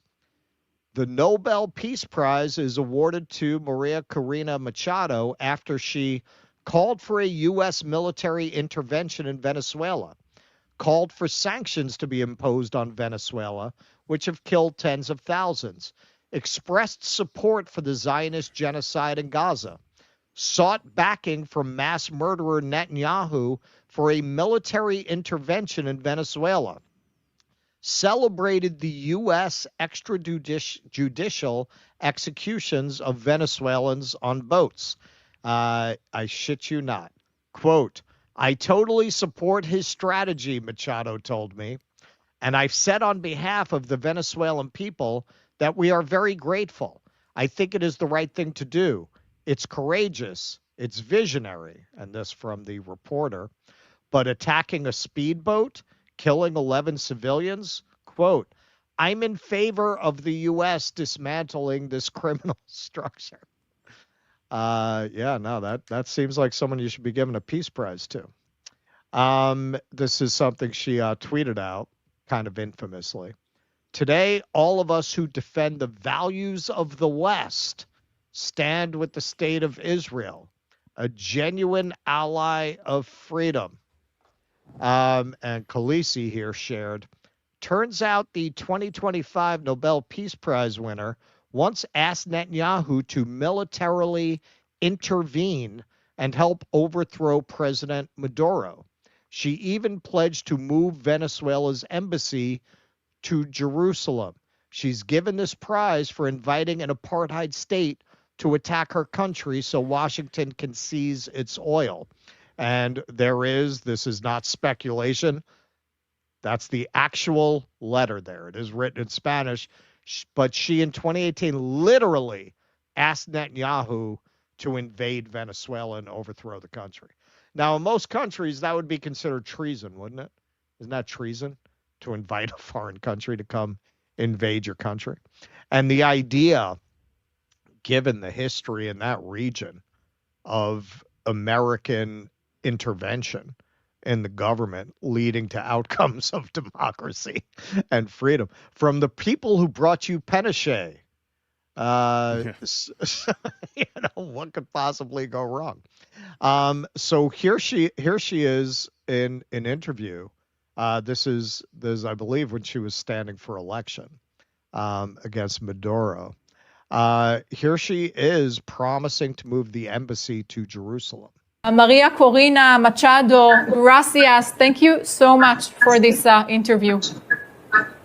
Thank you, and we'll stay in touch. And I promise one day we'll have a close relationship between Venezuela and Israel. And I believe, and I can announce this, that our government will move our Israeli embassy to Jerusalem. That will be part of our support to the state of Israel. Wow, in God's will. Thank you so much. Thank you.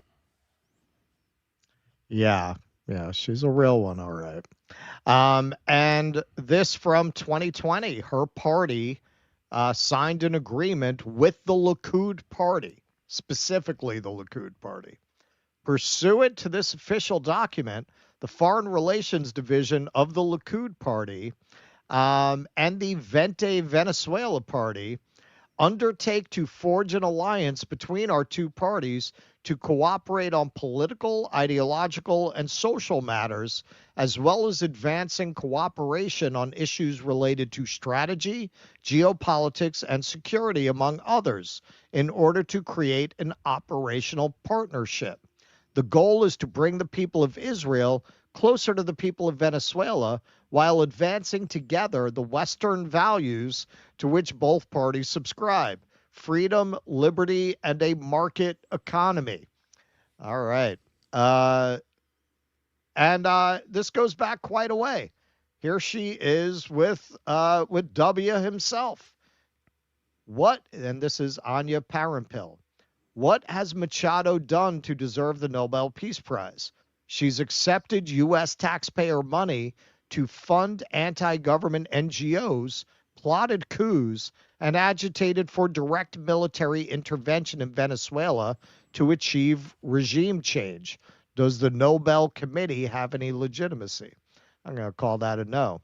And here is her spouse, Max Blumenthal, breaking it down. The Nobel Committee has decided to make the case for Trump's war on Venezuela, giving its Peace Prize to Maria Corina Machado, exactly. a U.S. Huh? Oh, I said exactly. Sorry, I was just reacting. Yeah. A U.S. government-funded regime change activist who's helped lead failed military coups, violent street riots, and has likely promised her country's oil and mineral wealth to a consortium of MAGA-aligned billionaires in exchange for financing her political arsonism. This icon of peace has even appealed to Benjamin Netanyahu to help her lead a military invasion of Venezuela. Machado is a marionette for Marco Rubio, a creation of the CIA-sponsored Gusano industrial complex that has brought violent terror and siege to any Latin American country defying the Washington consensus of privatization and austerity, and a would-be Pinochet in a skirt. Machado has spent years lobbying for U.S. and EU starvation sanctions on her own country, resulting in waves of migration to the U.S., fueling the nativist resentment that gave rise to Trump. When Trump shipped Venezuelan migrants to a torture camp in El Salvador this year, Machado predictably sided with Trump, the main sponsor of her putschist career, over her countrymen. Given the Nobel to Machado is a green light for regime change war in Venezuela and then Cuba. But the decision is consistent with the committee's role as a soft power instrument of Western empire. Just recall its award to Obama at the beginning of his first term, granting him infinite legitimacy in advance of his destruction of Libya, escalation of wars in Iraq and Afghanistan, and facilitation of Gaza's decimation. Given that nothing has happened in Machado's career without the support and guidance of Washington, the committee's decision must be seen as the result of another Western op, a coup in Oslo to pave the way for one in Caracas. I thought that was worth reading in its entirety. Max, as always, nails it. And here is Vladimir Putin, who we're all supposed to hate. But, I got to say, man, you put him next to our president, he's a lot more credible very often in his statements and makes a lot more sense. So Khaleesi, once again, she shared this out. Putin was asked what his reaction was to this. It's not for me to decide who should be awarded the Nobel Prize. First of all, I think, and I doubt any of you or your audience would disagree, I doubt it. Let me explain what I mean. There have been times when the committee awarded the Nobel Peace Prize to people who did nothing for peace. And in my opinion, with these decisions, they have caused tremendous harm to the prestige of the prize. Someone comes along, good or bad, or right away in a month or two, boom. For what? They haven't done anything at all. That's just how it works. It's supposed to be for merit, after all. And so I think the prestige has been largely lost. Yeah, man. Yeah, can't argue with that. And as I pointed out, this didn't just start with this award. As Max points out, it's always been used as a tool, as a propaganda tool. But certainly some people have gotten that award, like MLK, who actually deserved it. Seems like he's taken a little swipe at Obama there, talking about somebody just popping up who hasn't done anything. Machado, I mean, she's done a lot for that. She was in the Oval Office with W there, so she's been hanging around, serving Washington for decades to get this award. And here, just to close it out, I think on a very poignant note, the doctors of Gaza saved lives under fire. The journalists died telling the truth. They'll never stand on Oslo's stage because real peace doesn't wear perfume or beg approval. It bleeds, it buries, and it's sold to the highest bidder. Exactly. At this moment, when you've had right in the wake of a genocide, where you've had so many heroic journalists and doctors who have risked their lives and in too many cases, lost their lives trying to ameliorate the suffering or to tell the world about the suffering of the people in Palestine. You give the award to this ghoul. It's just absolutely disgraceful. And I do feel, as with so many other things, there's a lot of noticing going on right now. It's not the first time the committee has given the award to somebody who absolutely should not have received it. I think doing this at this moment is going to cause a lot of people who didn't realize how compromised the Nobel Committee was to not take this award seriously. Like so many of our other institutions, it's one of the last ones that, rightly or wrongly, I think a lot of people respected. And this, I'm seeing even mainstream corporate media reporting on how this is a very controversial pick because she hasn't done anything for peace. Quite the opposite. she's invited invasion of her own country. How do you give this person a peace prize? What has she actually done for peace? Well, given the context, obviously, it begs the question, okay, you gave her the award at the expense of countless others who could have gotten the award given what's going on in Gaza, right? So like that alone is like glaring in a way that the Obama win was not as glaring. The Obama award was disgraceful and nonsensical, first, because he hadn't done anything to earn it, but second, because of what Max said, it kind of gave him a blank check to conduct himself however he wanted, because he was already made aware in advance of, I want a peace prize, motherfucker. Right. Exactly. Like he was already adorned with peacemaker status. So he was under no sort of pressure to live up to that from a legacy standpoint.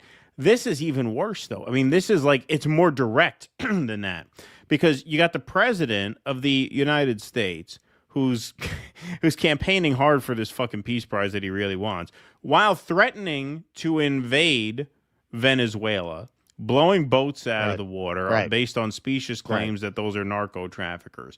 And then to give the Nobel Peace Prize to this woman who stands to gain from the overthrow of the Venezuelan government, you're actively warmongering by giving her this prize. It's a direct act of warmongering. It's not just a blank check to be as bellicose as you want, which it was in the case of Obama.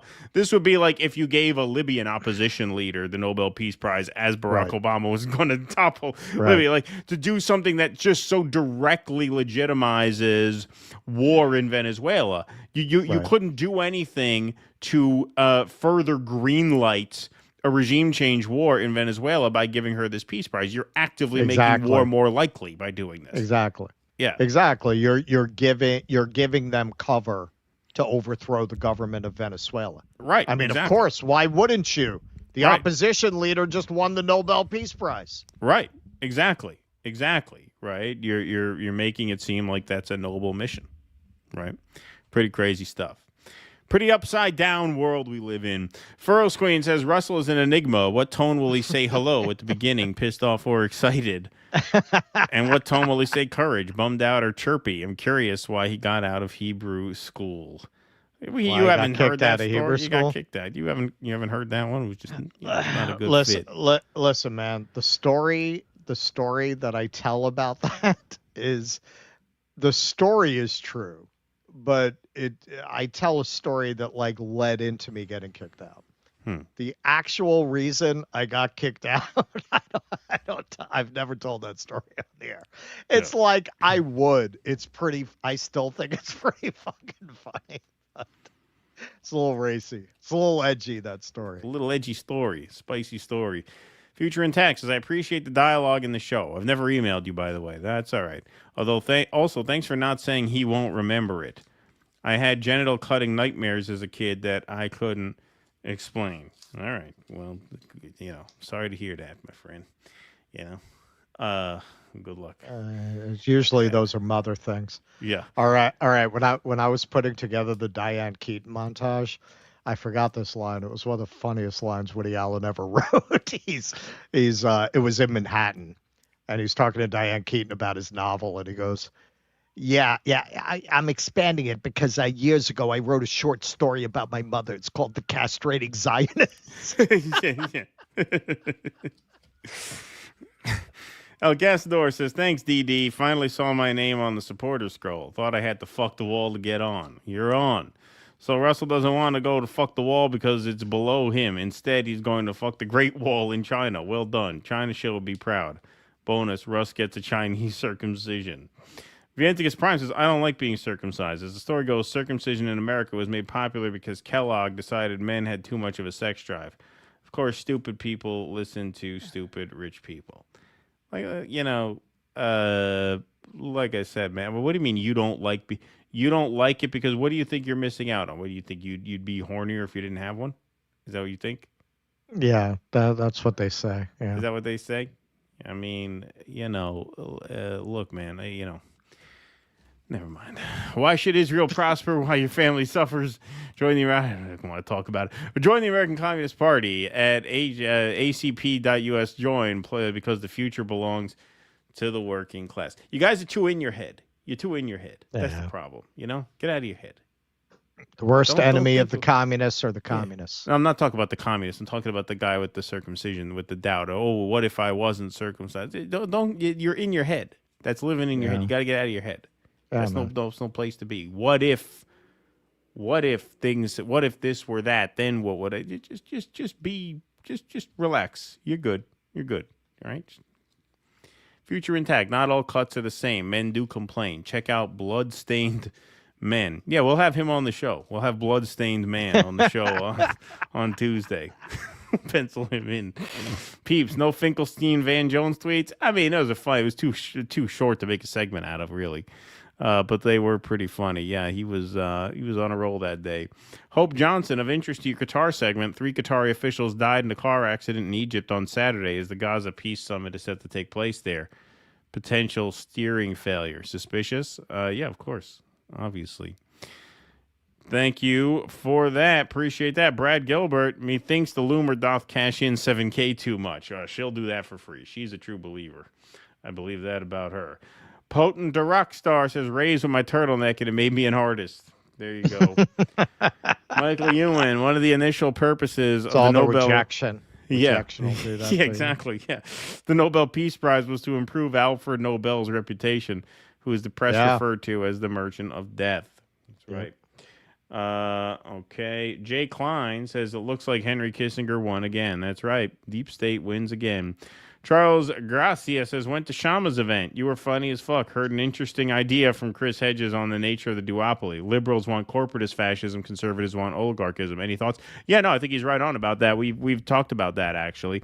In fact, I think we talked about that with him when we interviewed him, because we interviewed him before the Workers' Strike Back conference. We did. But that's cool. So you were at the venue. How'd it go over? Did people like it? Did people like the different speakers? Nick was great.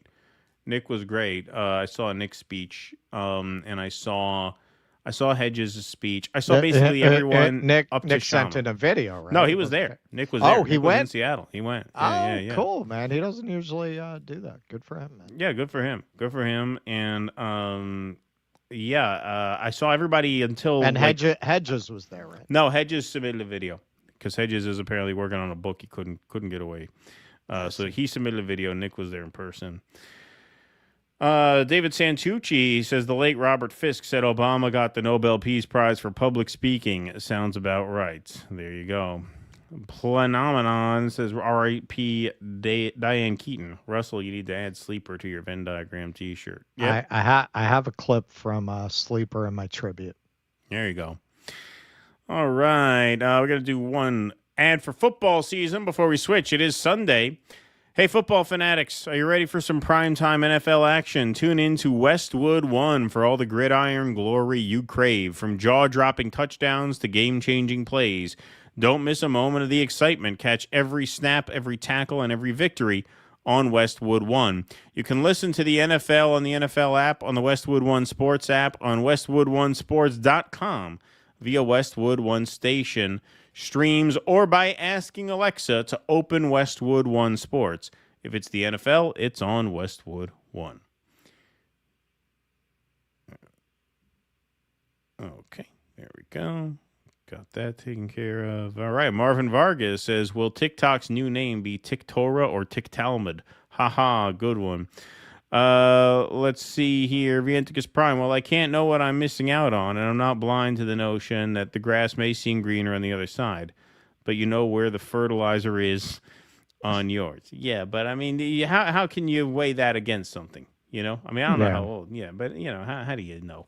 Furrows Queen, I'm dying to know what this episode will be called. I recommend the show tonight to someone who's never seen you guys. I don't know what she's going to think. Jesus Christ. Well, if she gets to that part, which I assume you're talking about, then she must have liked the first couple hours, right? And so we could take some solace. Well, that was like the Jose event. The woman came over to me and said, I saw you speak, and I thought, oh, he's so erudite. And then I listened to the show. and it's effing this. Fuck this and fuck that. Yeah. That's good. No, she said effing. Oh, effing. Oh, okay. You said effing that. Yeah. Brandon Guillory says, I loathe the fact that Cornell abused Chris Hedges' good name with his 2024 champagne. Yeah, I mean, Hedges didn't really stick around for that. He ended up with, I think, doing the Jill Stein thing again, I think, right? From what I remember. All right, folks. Thanks very much for being here tonight. Please, round of applause for Jake before we go. And also, if you would like to stick around for the Q&A, dudissidents.com/rumble is where you go. That link takes you directly to this current stream. Russ's intermission tribute to Diane Keaton will play for about 5 minutes. And then we will see our callers and our Q&A audience on the other side. So if you're sticking around, that's the link, dudissidents.com/rumble. Callers can start the call-in queue right now. If you're not sticking around for the Q&A, we will see you back here on the main show Tuesday, 2 p.m. Eastern. Until then, thanks very much, everybody, for being here tonight. Appreciate you all. Thanks for spending the evening with us. Until we see you again, be safe and be well. Courage! Please clap.